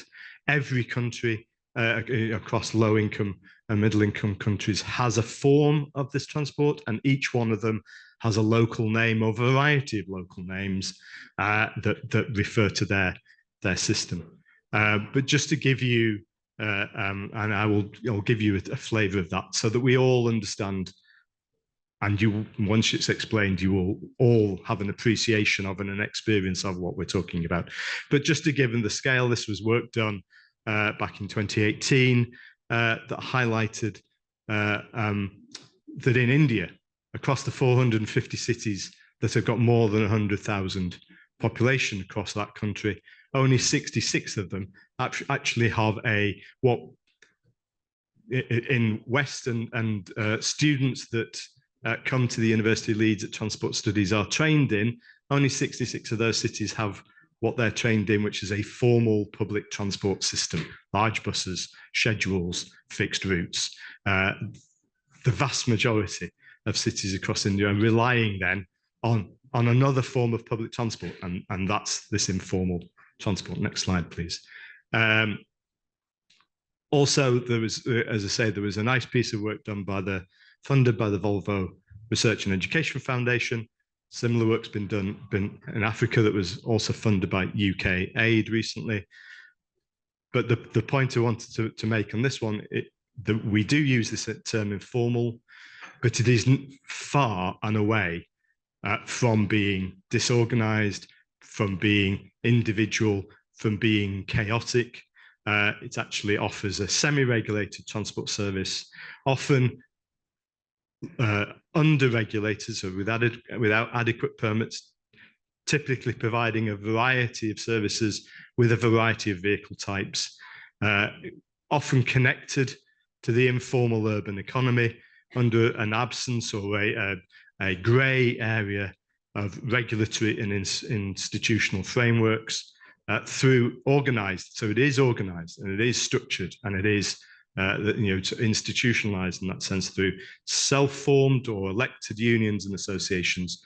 They may appear unstructured and it may appear unplanned, but in reality, this is quite a stable, quite a well-organized public transport system, but carries with it a range of vulnerabilities, and its connection to providing substantial urban livelihoods for substantial populations is also key to remember. Next slide, please. So this is, what does it look like? Well, I mean, apologies for this. This is a really old photograph of jeepneys in Manila, but it's also worth remembering that these are not just transport businesses. These are also carry social and cultural practices and meanings within them. But across Asia. So this is the Philippines. The next slide, please. This is Kathmandu, where systems work in parallel alongside each other. You have structured formal buses, three-wheeled vehicles, and larger minibuses that all are parallel, multifaceted systems. And then next slide. And this is Tashkent in Uzbekistan, again, where you have some very advanced electric formal bus systems, but only covers a small percentage of the overall urban area. Tashkent is now 2 to 3 times bigger than it was 20 years ago. And what fills the gap is this form of public transport, minibuses, into the peripheral areas. Next slide, please.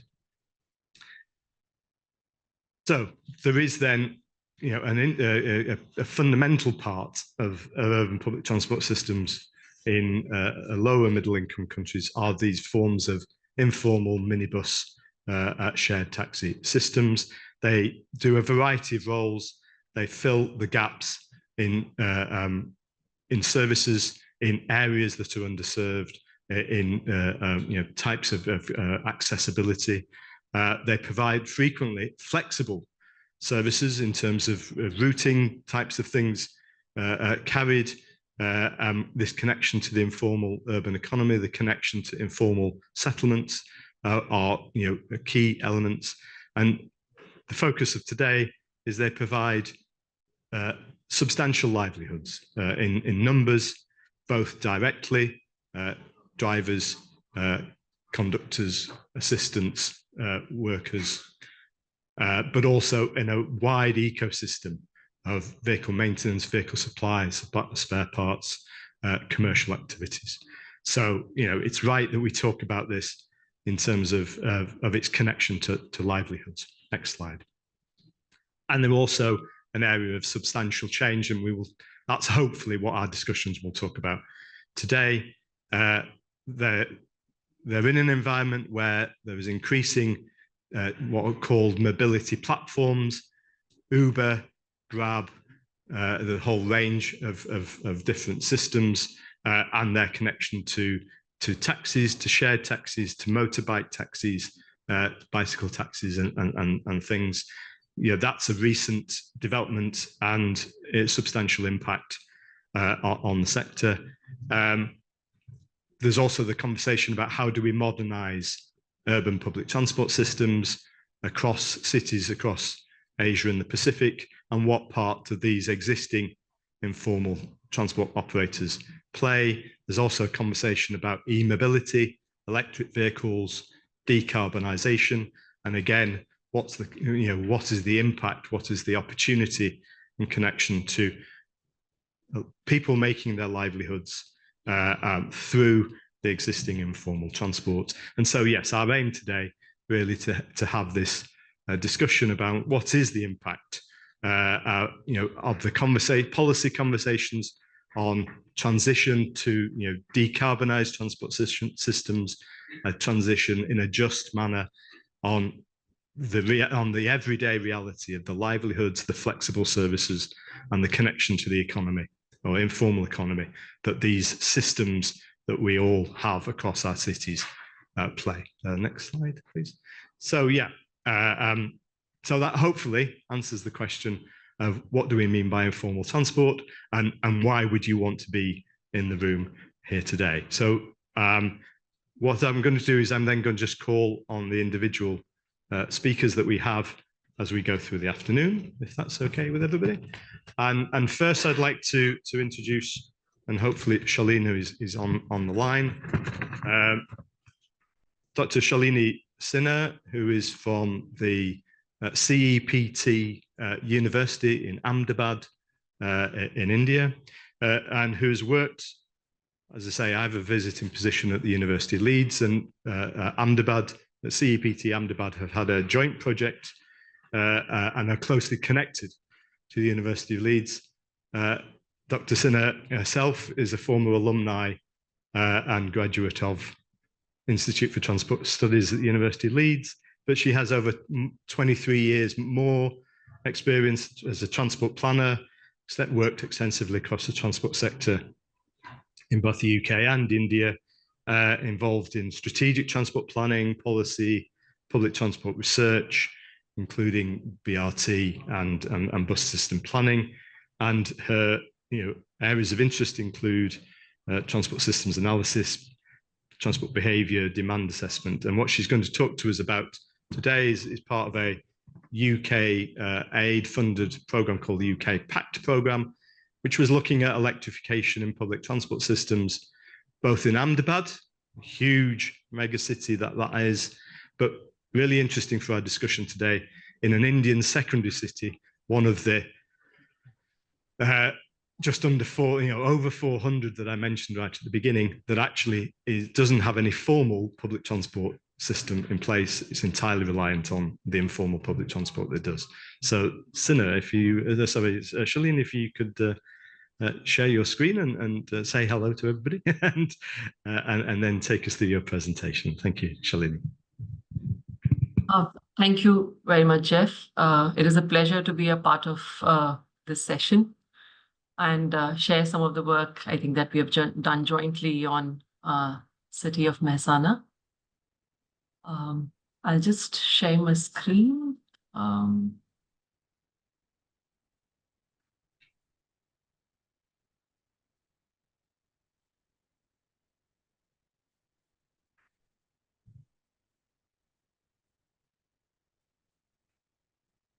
Excellent. We can see that and we can hear you loud and clear, Shalini. Thank you.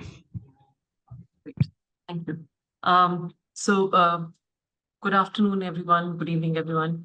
As Jeff has already, I think he has given a context of informal transport, and this particular project in a small city in western part of India called Mehsana actually looked at the potential of electrifying the informal transport mode, which is known as three-wheelers or auto rickshaws in India.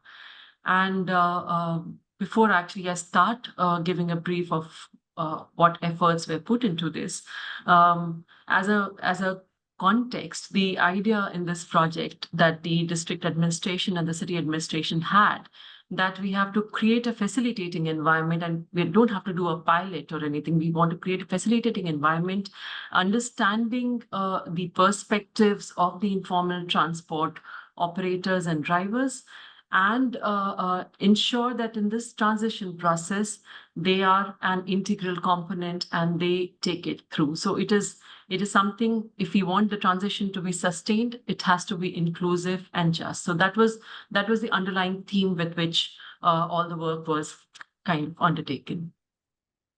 So just to very quickly give a context, I think Jeff already talked about large numbers of small and big towns, and more than 90% of the towns and cities in India are less than 1 million.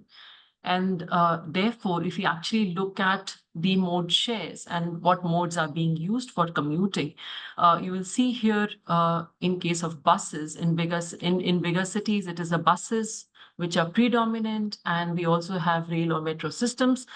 But in case of smaller cities, 1 to 10 million or less than 10 million, less than 1 million, we essentially have these auto rickshaws which take a fair share of load in moving people from one part of the city to other city. And therefore, three-wheelers or auto rickshaws, as they're more commonly known as, they are a very, very important mode of travel in Indian cities.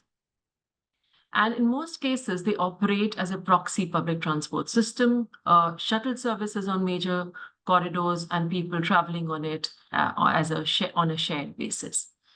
It is also important to note that in smaller cities, providing a good frequency bus service is very challenging because there is not much of demand to be, and therefore the service frequencies are quite low. Wherever the bus services are there, the service frequencies are quite low. While these smaller vehicles are very easy to, just get onto and very convenient to access. And therefore, they are one of the very popular modes in the Indian cities. So coming to the context of Mehsana, Mehsana is a small industrial and commercial town in the western part of city in Gujarat state. The population is around 0.25 million. Auto rickshaws, they're operating as shuttle services in the city. They cater to roughly around 18 to 20% of the motorized mode share.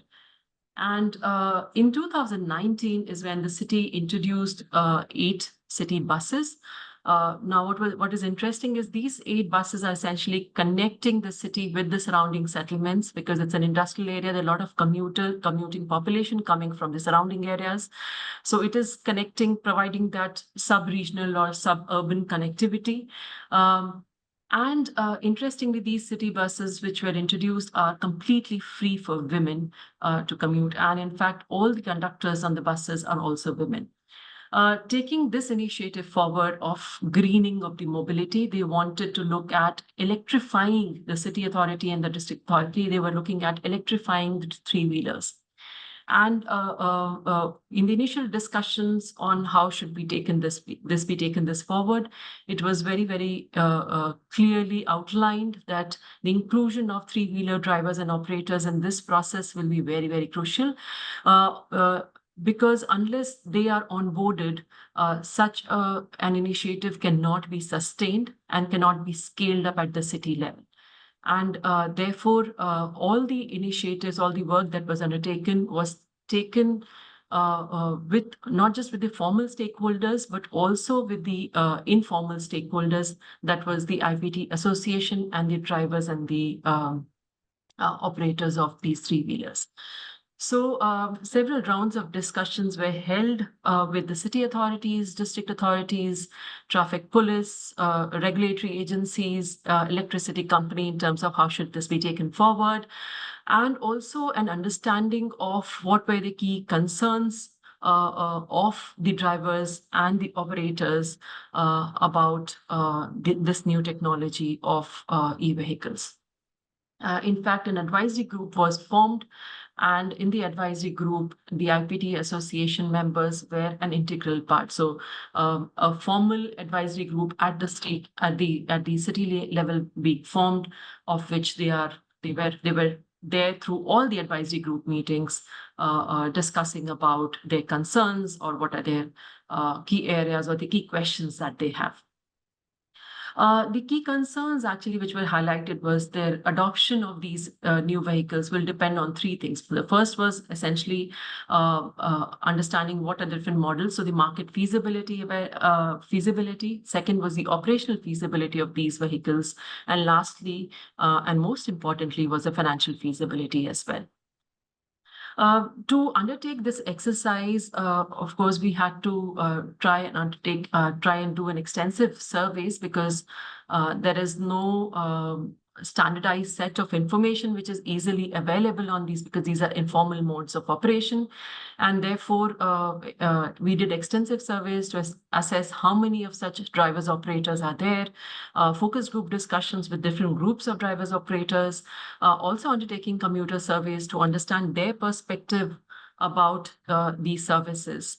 And all of that was very, very useful for us to understand how well these services were, how the operations were happening and how did the commuters find these services.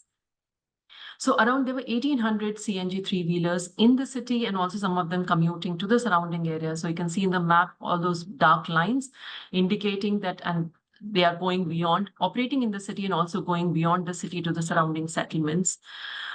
These operations are being done in different forms. So they are given the permits to operate as an on-hire vehicle, just as a normal taxi service. But besides that, they also operate as shuttle services on major corridors on a shared basis. They also ferry school children, and during the off-peak times or the early times of the day, they ferry small quantity of goods servicing different businesses. There are 18 major routes that we identified in the city in terms of where these shuttle services operate.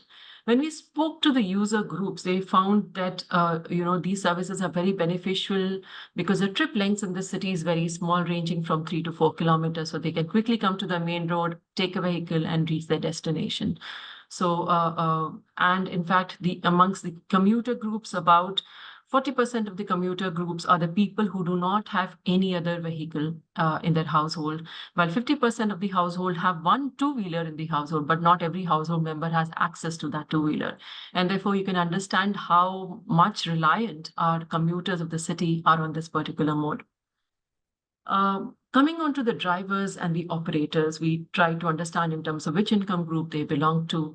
And most of them belong to low-income households, limited education levels. In fact, only 1/3 of them have kind of completed schooling. The rest of them have not even completed the formal schooling.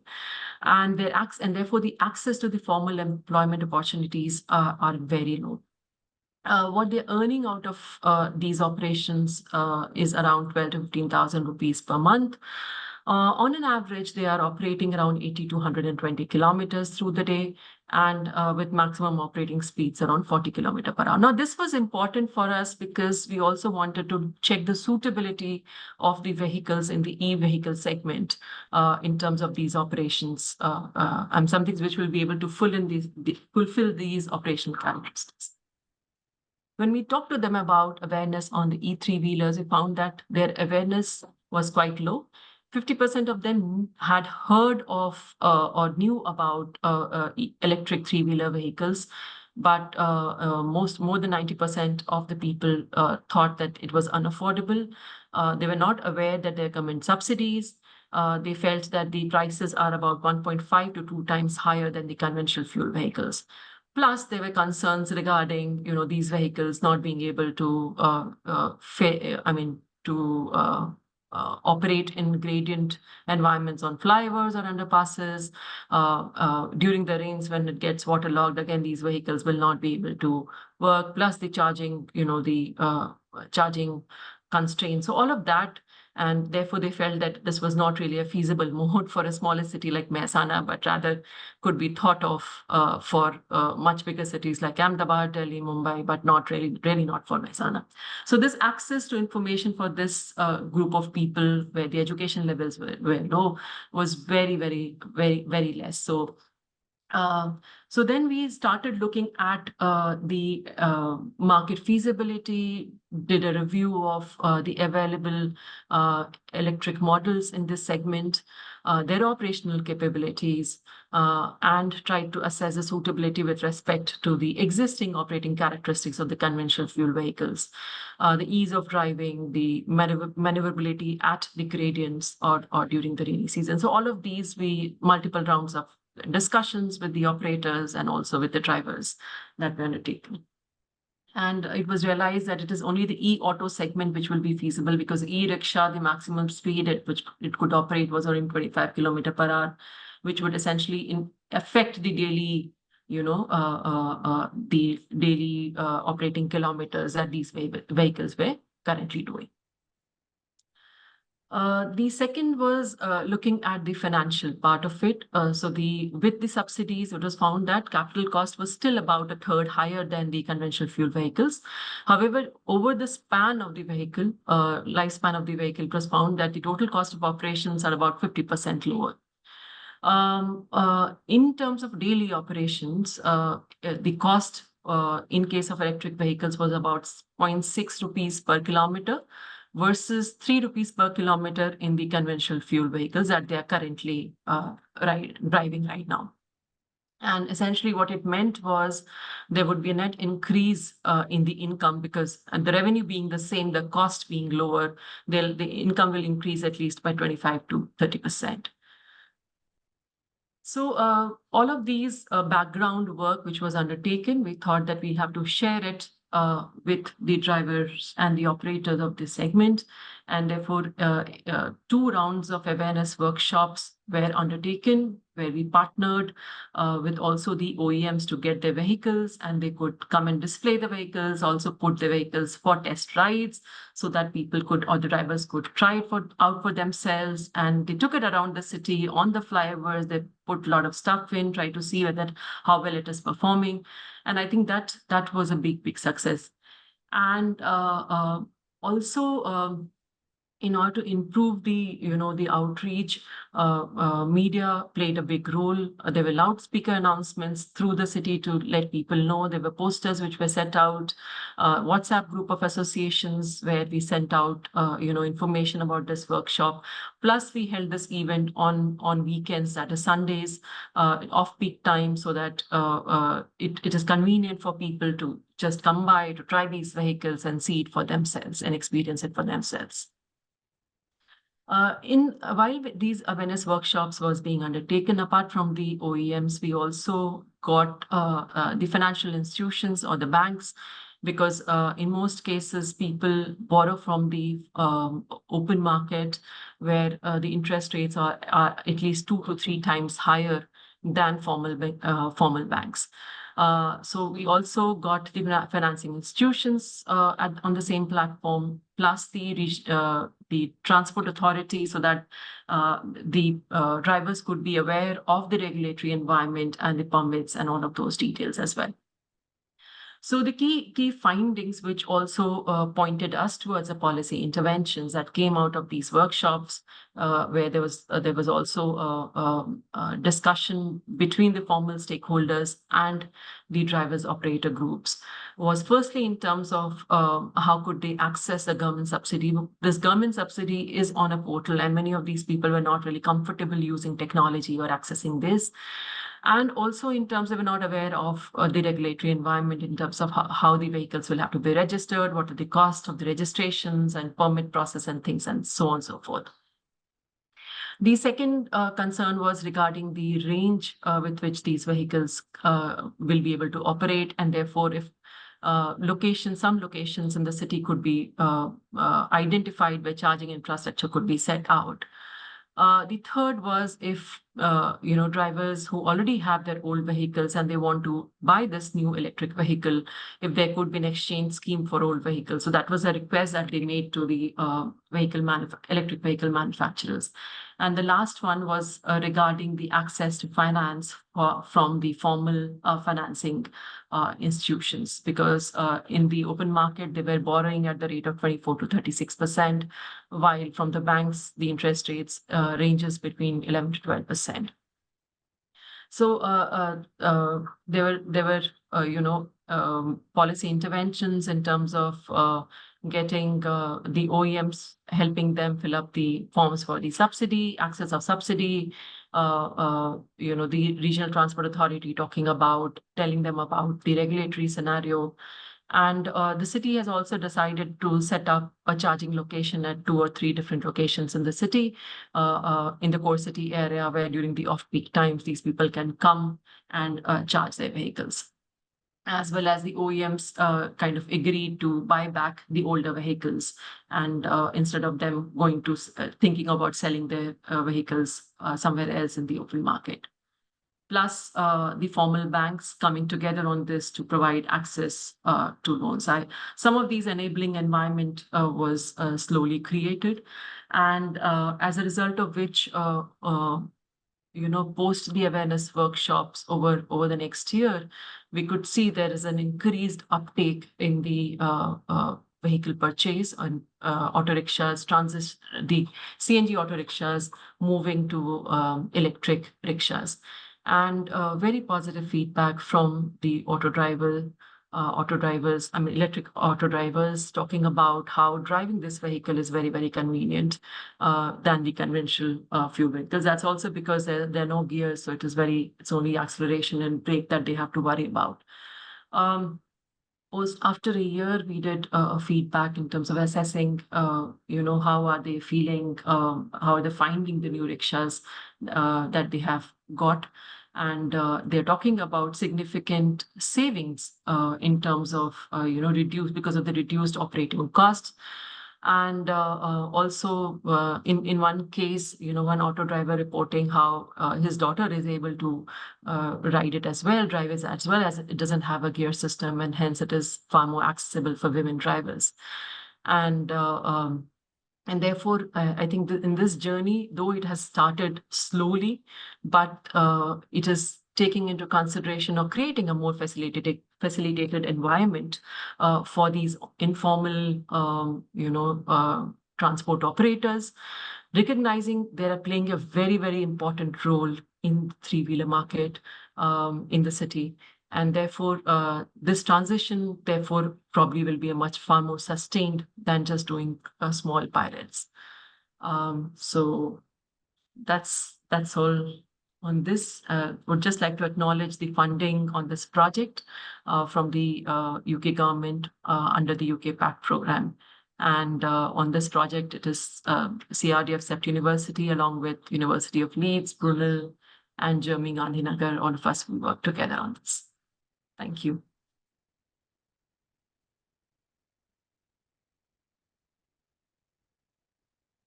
Fantastic, Shalini. Thank you very much for that. You've raised in your findings some really interesting points that resonate, I'm sure, with lots of the discussions here in the Philippines and in other places as well. So thank you very much for setting us off. I'm going to take all the questions and the discussions at the end, if that's okay, and we'll bundle them all up.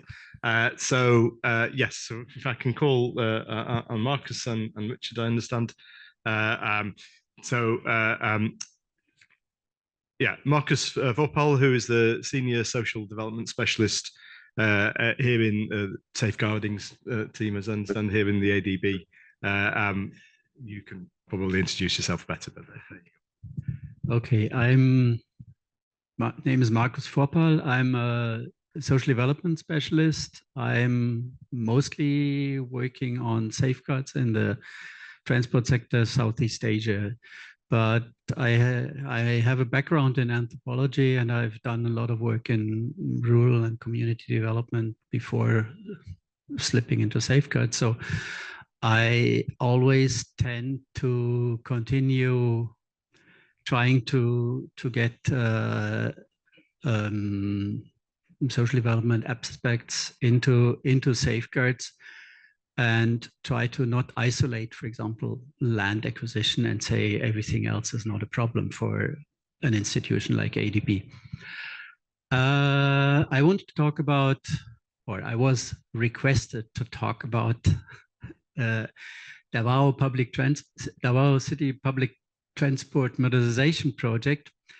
Unfortunately, the project team leader is not around, but we have some people in the room who are much more knowledgeable than me about as well as the project, as well as the aspect of the project I want to talk about, which is the social development program under the project. Next slide.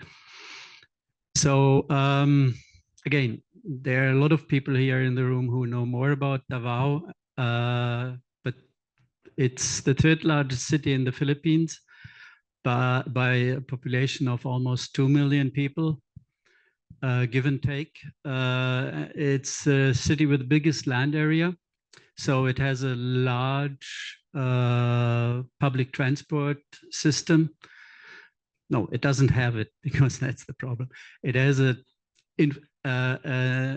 transport system which is basically relying on small-scale vehicles. It is a economic hub in the Philippines.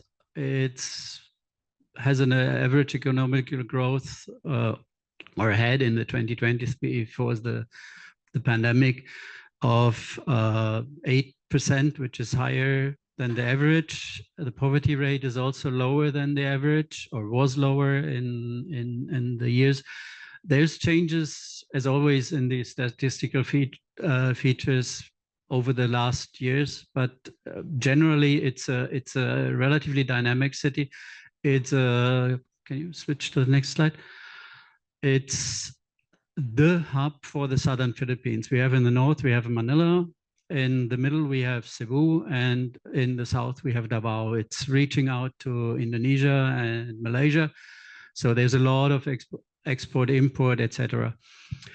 It suffers heavily from transport congestion. Transport is relying heavily on what is called informal transport. There's no public bus system currently. Next slide. Around 80% of the people use public utility vehicles, the jeepneys we all know in the Philippines, or small fill caps, the small, basically it's almost K cars, which are used as public transport vehicles for a little bit shorter distances, but currently there's no real formal public transport. Next slide. So the project is targeting at changing that, introducing a public transport system with inclusivity and accessibility aspect. For example, jeepneys are typically absolutely not accessible for wheelchair users or other impaired users. Starts even with people with low visibility or impaired visibility, because you don't know where they're coming, you don't know where they're going. The outcome is a reliable, efficient, and environmental friendly public transport. It's also targeting at reducing the greenhouse gases, basically by cutting it into half, reducing by 140,000 equivalent CO2 tons per year from currently the double. Next slide, please. The project is going to introduce, I need to look at my notes. They're buying around 1,000 buses, 700 e-buses, and no, 300 e-buses and 700 team is naughty, and 700 diesel buses, Euro 5 compliant. And we have 5 terminals and depots over the city. We have around 30 bus routes that are highly rationalized based on the experience and discussions with the user associations, with the current drivers. We have around 1,100 bus stops with shelter. So we will have a functional system that is basically up to standard. The last mile will still be provided by tricycles or other small scale transport, because the buses are limited to the main routes. What we really want to talk in this session is the social development program, because we have currently around 7,000 public utility jeeps on the streets of Davao, which will taken off the road over a period of time. Originally, it was intended to basically stop from day one of the implementation, but this will not work that way. So it will be a slow phasing out, slower at least, but upon availability of the new buses, which will replace the PUGs. PUG operations franchises are already now no longer issued. So we have a slow attrition already because of either franchises lapse or the vehicles break down, because they are often rather old or need to be replaced from time to time. We are working on a system where the transition comes in through preparatory activities. This has been done for a long time. We are working with the I realize the organization is a little bit awkward. We are working with a lot of PUJ owners and the drivers and other related workers. So affected people that are beyond the owners of the vehicles. Now, what I wanted to say about that is that we, from ADB's perspective, the social development program is one part of the project, which is a full-blown component of the project.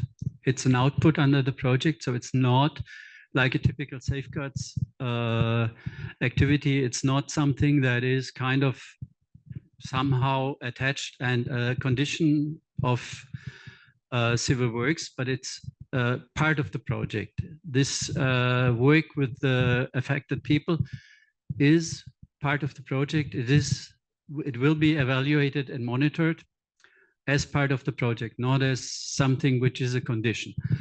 It is grounded in 2 policies: the social protection policy of ADB, which is requiring basically retrenchment plans for restructuring of sectors. So although this is here basically a transport/infrastructure project where we provide depots, rolling stock, etc.,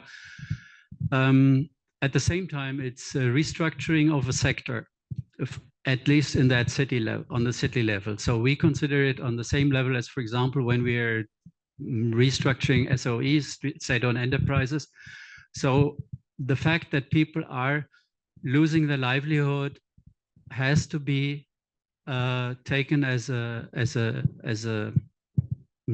unwanted or undesired effect on the livelihood of people, and those people are relying on that sometimes for generations. So it's a highly specialized job, which often is also not taken into consideration. People do that for a long time. Okay, you can say they may not have a formal education, but they know what they're doing. And also they don't know much else. They have done that for a long while. So we need to retrain them. We need to provide them with financial assistance, but we need also to provide them with non-financial assistance. And also because, as I said, this is often done for a generation, but that also means a lot of these drivers are not the youngest anymore. So what we are taking also into account is families, so that in particular non-financial assistance is open to family members or other assigned persons who can then take on the livelihood changes or buffer the impacts on the livelihood for the family. Initial estimates were 24,000. Now we are more down to 20,000. That includes allied workers, drivers, operators.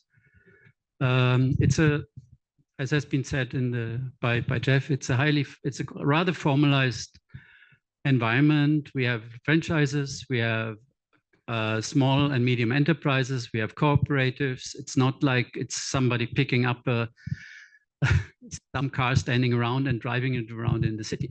They're applying, as the Filipinos know, they're applying routes. They are, which are more or less fixed. They are working together very closely, etc. So it's a formalized environment. It's a sector that is working, that is providing a service, not just typical for the Philippines, but for most countries most developing countries, low and middle income countries, in one form or the other. We know all these painted cars here, but they fulfill the same functions as Grand Taxi and all over the African continent and others. Next slide, please. The social development program, as I said, is full integral part of the document of the project. It's financed through a 100 million counterpart. It's financed through contributions of DOTR and the city of Davao government. It has been developed over the last 4 or 5 years. It's a living document with annual revisions, so that it's a program. It's a thick document which is attached to the loan agreement and to our design documents, like, as I said, for example, the resettlement plan under the project. Implementation risks and mitigation measures have been integrated into the design. There were a huge amount of workshops and meetings over the last 3+ years. We have dedicated teams that are well resourced. We provide some support as an institution, as ADB, through TA and staffing. Next slide, please. So the government is mostly, it's a multi-institutional committee that governs, that steers and provides the oversight over the SDP implementation with the City Social Welfare and Development Office and the project the project office, which are providing the teams and the work stream for implementing the SDP on a day-to-day level. Next slide, please. So yeah, the details are, perhaps I can invite Richard, who's implementing the SDP mostly.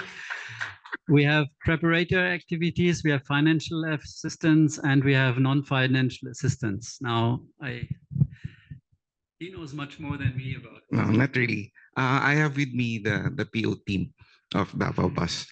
So anyway, taking off from what Marcus has been saying, when the government decided to improve mass public transportation, Davao City government took it a step further and decided to use the high priority bus system as its model for the improvement of the public transport system.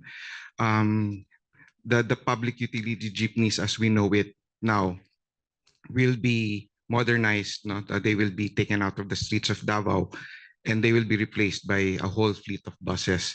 And as Marcos mentioned earlier, a third of it will be electric buses. Of course, there are concerns rising with that. Of course, what's the fate of the public affected persons, as we call them? And again, before we even started, we had a lot of consultations and dialogues with these PAPs, as we call them.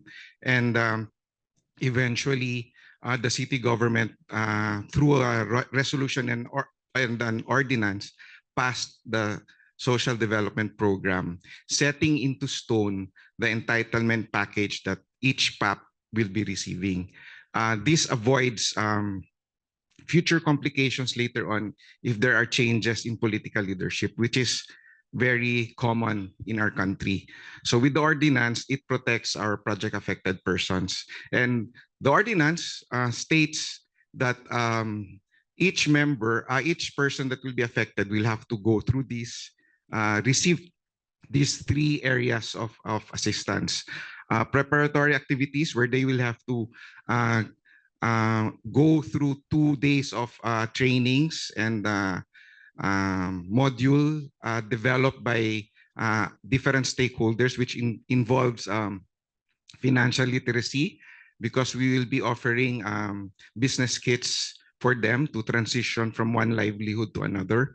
And of course, since it's a major change in their life, we have to have a life skills development seminar with them, training them to adapt to changes in their lives.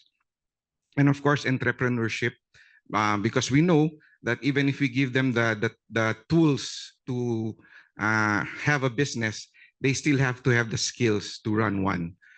Of course, they will be monitored by social workers for case management to handhold them in these transition years.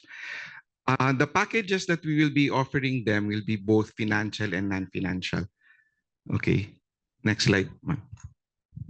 Okay, for the non-financial, they will be offered a wide variety of choices. Some of which are livelihood restoration kits, which they can choose from businesses from 30 to 50,000 worth. Now they can either choose a sari-sari store, an egg vending, or a computer printing store. They will be provided with the tools and the skills to run it. They can also have, of course, prior to everything, employment to the Davao bus will be offered to them. They will be prioritized as employees.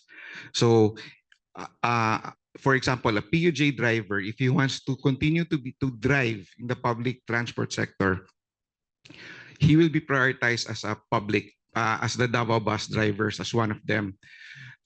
There are other employment positions in a Davao bus, in an operation of a bus system. Now, there are mechanics, there are bookkeepers, and so on and so forth. So all these positions will be open first to our project affected persons.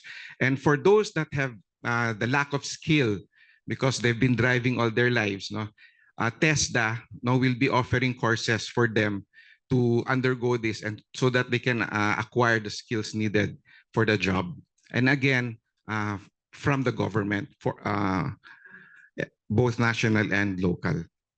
Aside from that, if there are drivers who already want to retire, as Marcos mentioned earlier, most of them are already in the older stages of life. They can nominate their relatives up to the 4th level degree of consanguinity to take a scholarship.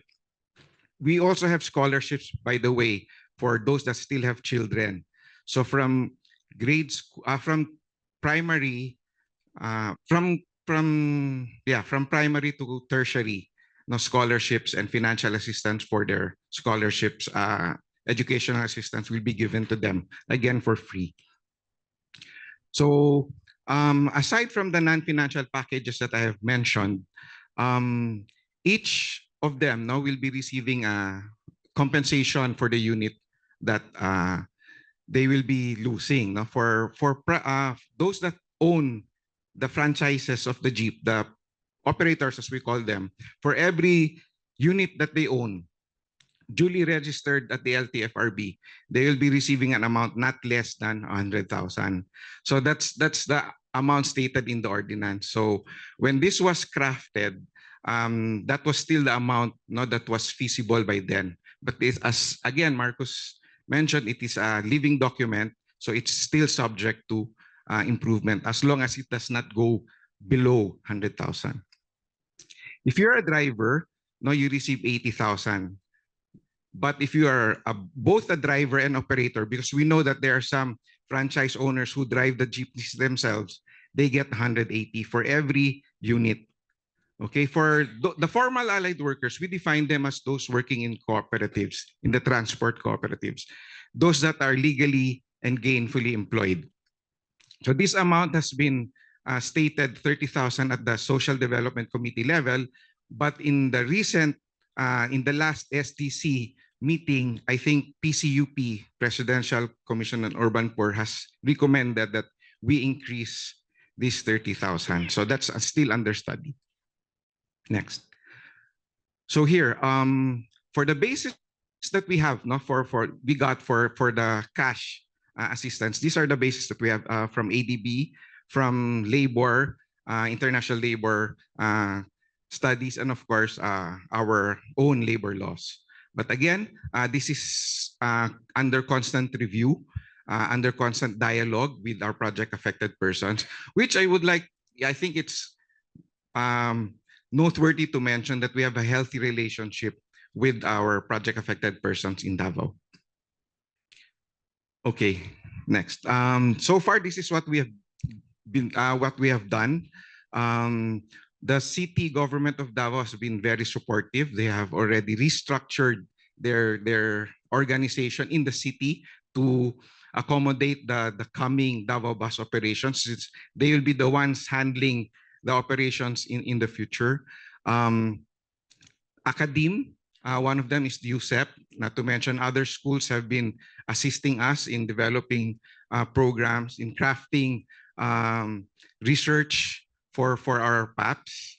Of course, we also have the GRM, the grievance redress mechanism, which is, I'm proud to say, is a very nice portal. It can be accessed through SMS, the web, through drop boxes in each barangay for any feedback from our riders, and of course our project affected persons. Next. I guess this is it. In a nutshell, that's the social development program that we have been offering to our project affected persons. Of course, while it is widely received, there have been resistances, but again, we are able to manage it well with good dialogues with them. Thank you.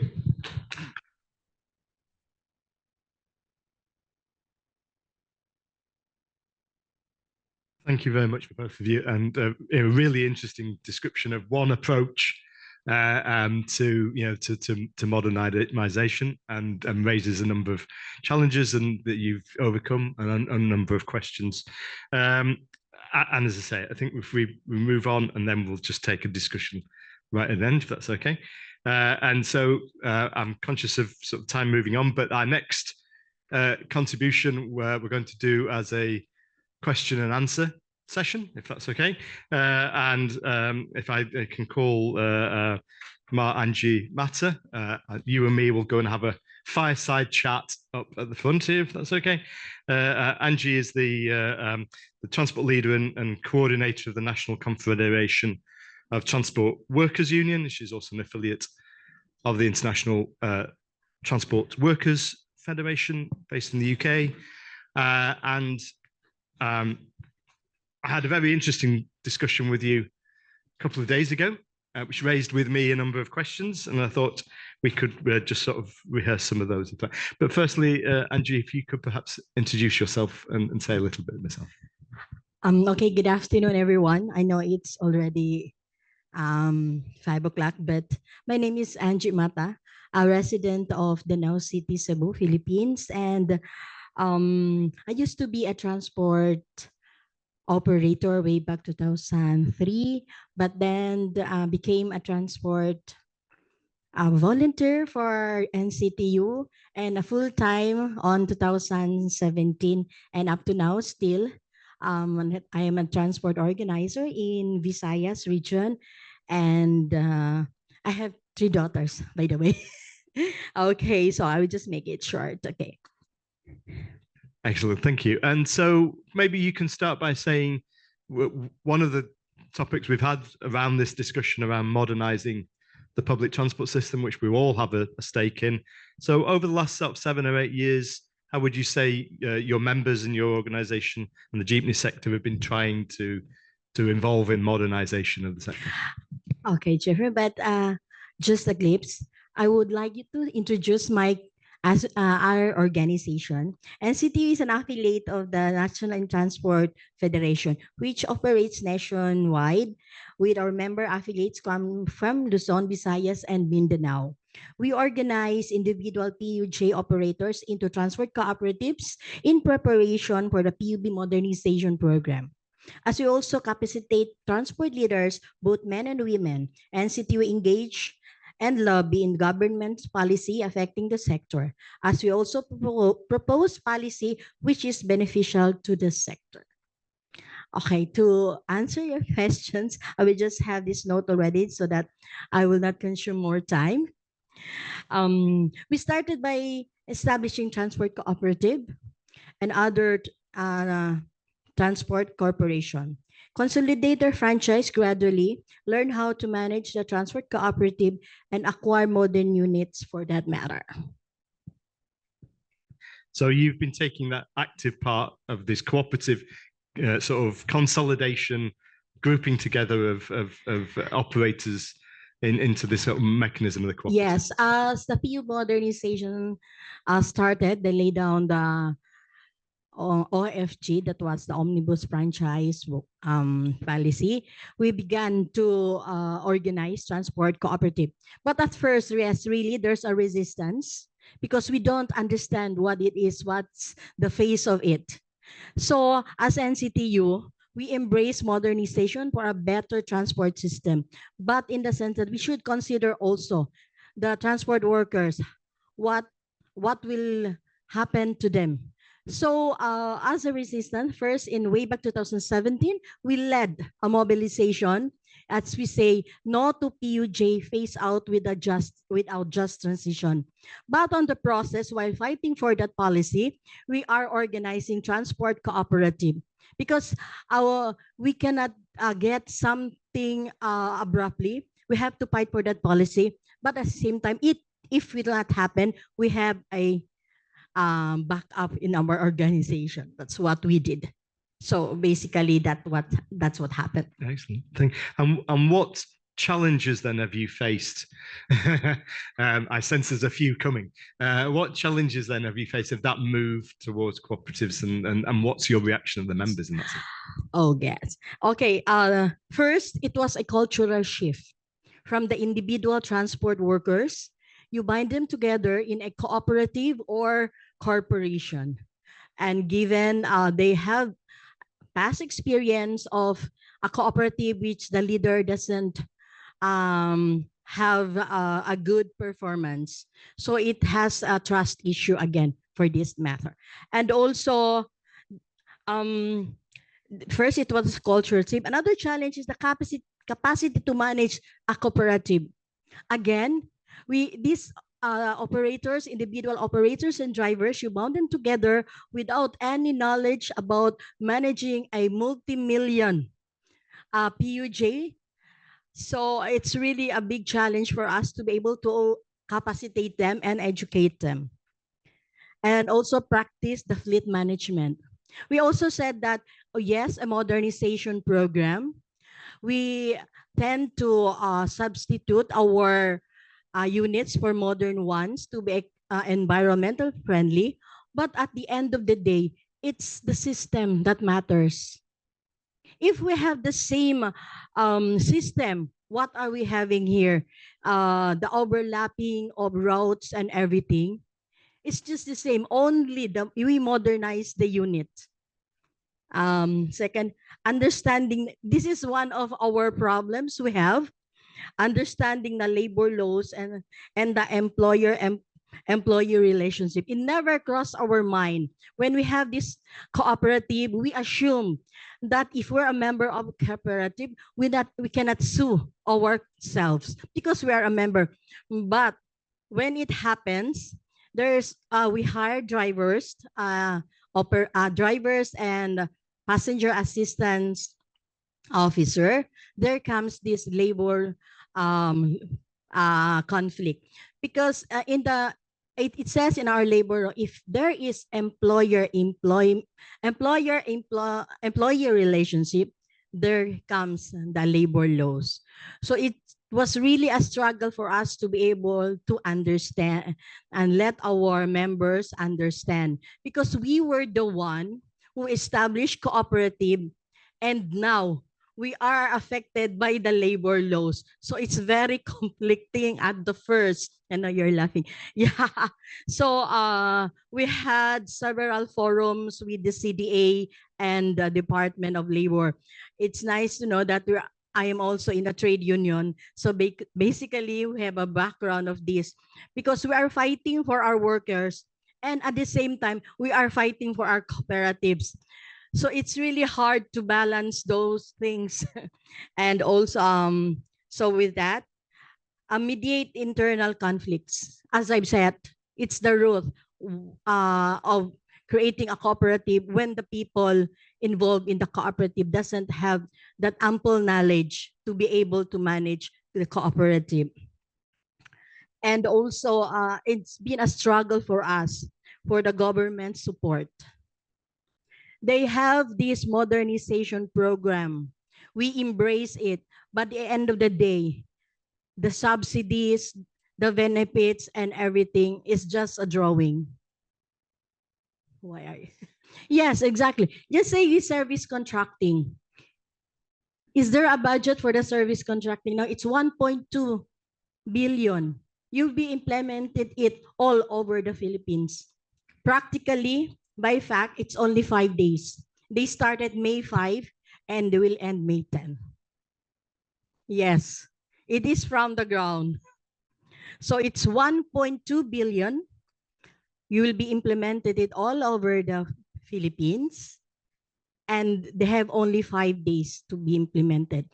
And for additional, it's 20 peso per kilometer for 164 kilometer a day subsidy for the service contracting. Of course, they will collect fares, and for 5 days only. And for the modern jeepney, they will going to pay 28 pesos. I can say this because I manage also one of the cooperative which is enrolled in the service contracting. And also, yes, subsidy for a better and sustainable such a service contract. And also, one of the problems and challenges we are facing is the automated fare collection. Because in the cooperative, barkers, what do you call that? Passenger assistant tend to put the fare in their pockets. They are not remitting it, Julie, with the cooperative. This is reality. So how can we pay for our units, modern units, if the case is like this? So we really need to help the automated fare collection system. Okay. And you raise a number of challenges that I think will be familiar to other operators in other countries in this sector. But you also you highlight you're modernizing your structures. You've moved to the cooperative. You're addressing automatic fare collection process again, which is a process we see in a number of other countries. I wanted to touch on electric vehicles, which is Dr. Sinha was talking about in an Indian context. I understand from our discussions earlier that you also embrace this move towards electric vehicles, and how has that been, and what are the challenges in that move, as it were? Yes, NCTU embraces the EVs because it associates with our climate change, climate justice, and everything, because we are one of the advocacy for that concept. Anyway, last 2021, we launched our first EV in Iloilo.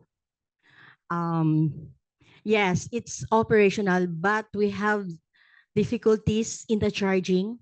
It costs us 8 hours to charge and limited charging station. And it really matters how we have our income. So, and also another thing, yes, I mentioned the charging station and the charging time, and we have another supplier, but the problem is the business model. How can we pay for the 4.5 million?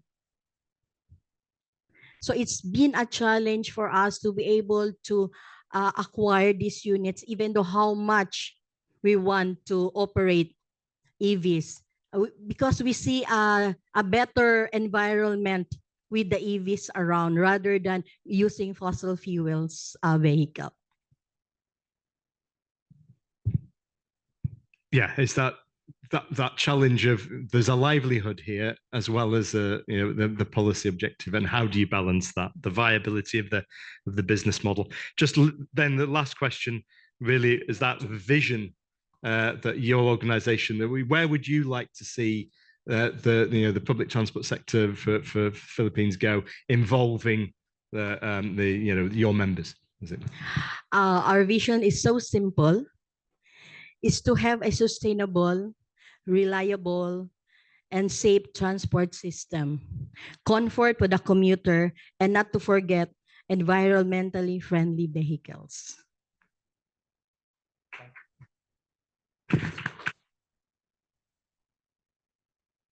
One last and absolutely crucial question, which, as someone who's worked in the transport sector for a long time, you're a woman leader of a very sort of male-dominated sector. Maybe you could just say a few words of how you've got there, but also how you see more women can be involved in the sector that come behind you, as it were. Okay, so it's really difficult to be an organizer, female organizer, in a male-dominated sector because of our culture. There are many, basically, drivers are so misogynist, discriminative. It becomes women. We really have to prove ourselves that we are worthy of what we are doing. But in the process, we prove them wrong. We can do what they are doing, but there are things that we can do they cannot do. So as a woman organizer, it's been a journey for me for discrimination. There was once that NCTU was invited, but there's no face who will going to that event. So I've been there for more than 30 minutes. They are looking for the NCTU. I was just sitting there when I said, I introduced myself in our, ay, babae di ay. So it's really frustrating. But anyway, that's the challenge I took, to be able to reach this far, to be able to organize transport cooperatives in the Visayas region. And to be able to that, women will have they should be economically stable. That's one challenge, to be able to include more women in the sector, because they are beholden. They are not economically stable. They will just do what their husband will tell them, stay at home, take care of the kids. So if you're economically stable, you can stand on your own feet. Say, I like to do this. There's someone who can take care of this. It's we will just get let from our comfort zone, because basically women like to be in their comfort zone, afraid to take the risk. So we are encouraging in our group to get out of their comfort zone and prove themselves. And also we are doing that through education and training. The real education and training, when they are already stable, they are willing to get out of their comfort zone. There comes our education and training. Thank you.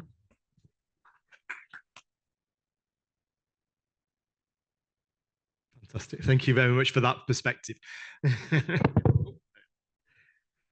So, we've heard from a range of perspectives this afternoon across the whole piece. Hopefully, there's now an understanding of these connections between livelihoods, informal transport, and the range of discussions that are going on. But now, as this is your opportunity, we've had a range of contributions.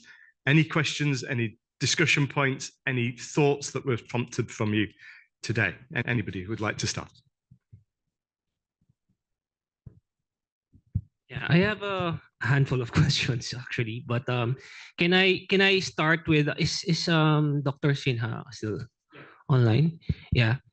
So Dr. Sinha, I'm interested in you bringing forward your experience on I actually put the question on the app, but anyway, the question would be what's your experience from over there regarding the capacities of the operators, the two and three wheeler operators that you've worked with in terms of debt management, especially since they are going to be transitioning, and on the flip side, what was the feedback you got from the financial institutions in terms of supporting these entities that even in our country we perceive as high risk? The risk return is not very positive. So is there something that's similar, and what brought them to support this program based on your chart earlier that some support poured into it, but what was the underlying resistance or barriers from that perspective? Thank you. That's the first. Please. Thanks for your question. I think one of the you specifically asked about the debt management and also in terms of the access of loans from banks and how open were they to provide financing to a group of people who do not really have much in terms of collateral to show. Firstly, I mean, just before I come to that point, the first point that I'll try to tell you about is the awareness of the people with respect to electric vehicle technology was something which was very less, I would say. And therefore, through this initiative, we were able to present to them the range of benefits and also the operational suitability of these vehicles, plus the financial benefits that this particular vehicle would be able to bring in. And that was a big plus. In terms of the second, which is now which you're talking about in terms of access to the loans.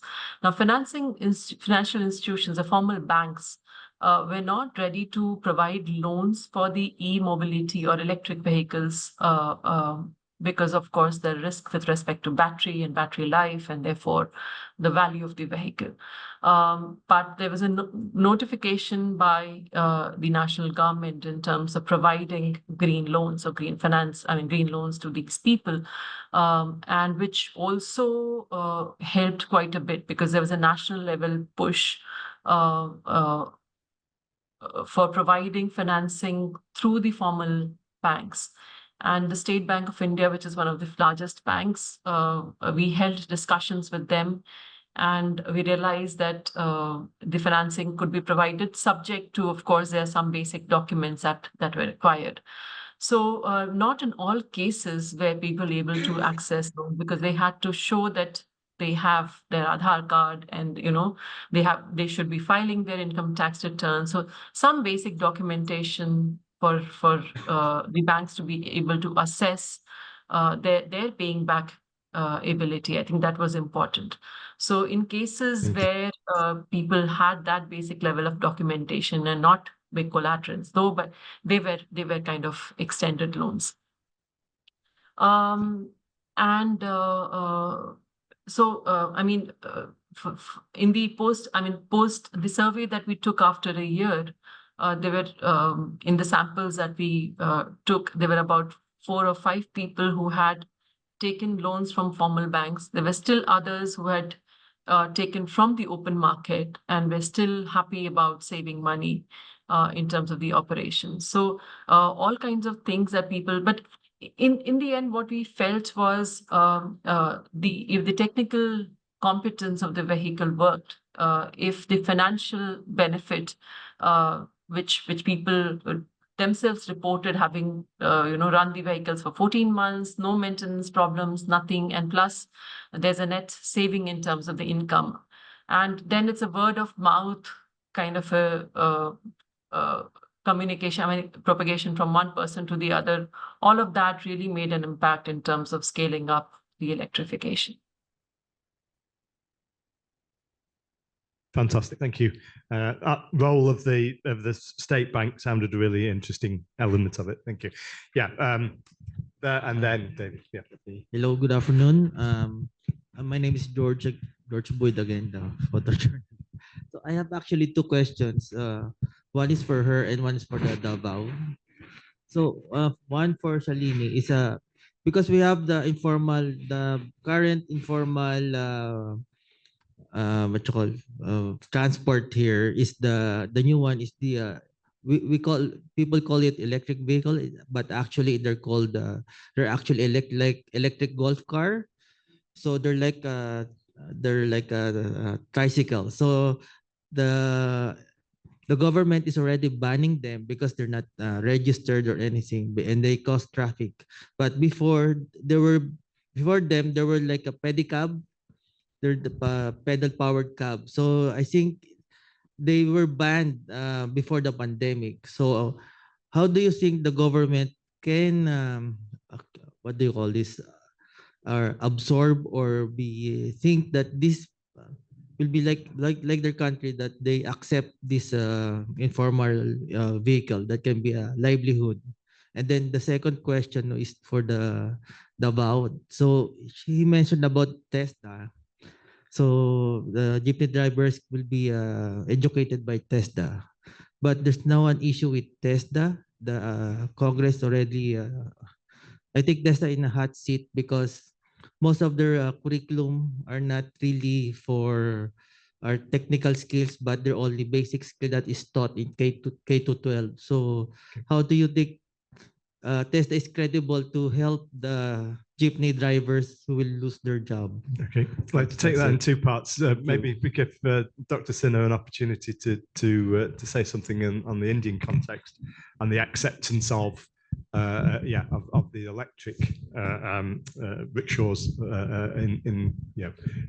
amongst the institutions.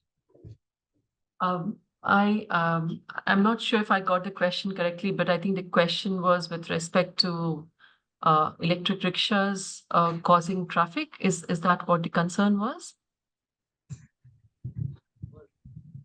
That, and I think the acceptance of them as vehicles and the safety of them, and other question, are these, do the institutions think these are proper vehicles, as it were? Okay, yeah. So actually the approach of inclusion of these vehicles in the transport system has been looked at in different manners, I would say, depending on the city size and the city context. Now, Mehsana, which is a smaller city which only about 0.25 million people, short travel distances, they have introduced these 8 city bus services, but largely operating on major corridors connecting the surrounding settlements.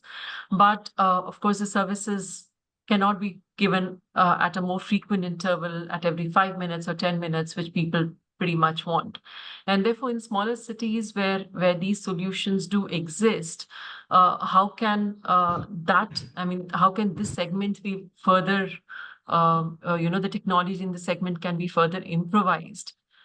Is the kind of an approach that Mehsana city has taken. And therefore, I think the acceptance at the institutional level, because these operations technically are not really recognized under the law because these are shared operations and typically these vehicles cannot operate like that. But in some ways, it is accepted that it is providing a very useful service for the residents of the city and for the people who do not have access to their own personalized modes of travel.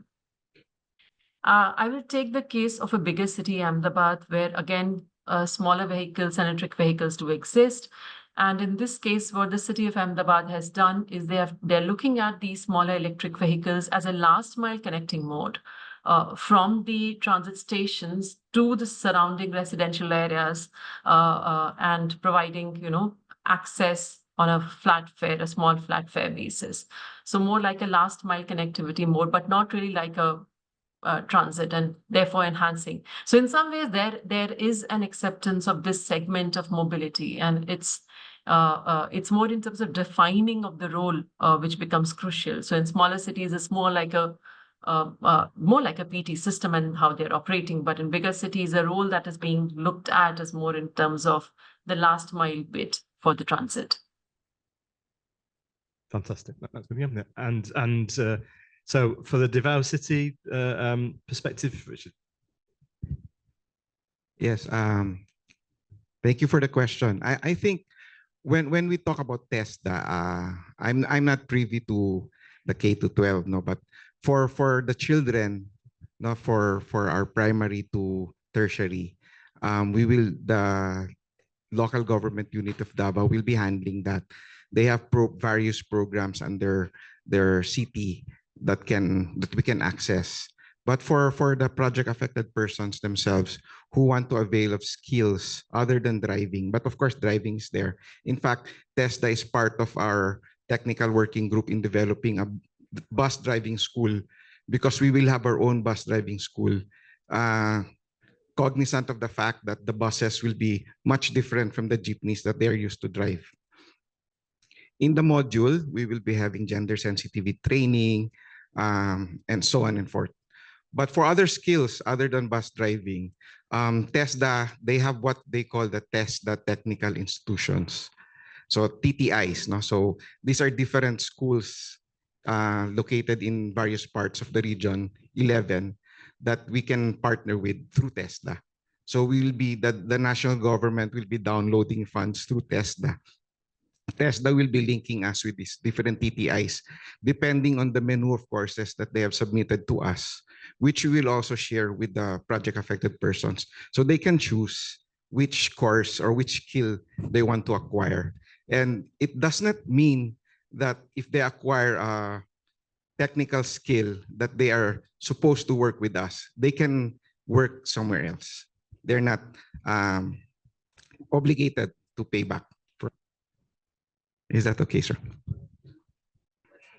What I did. Your question is if TESDA is capable of handling the skills of the PAPs. Sorry.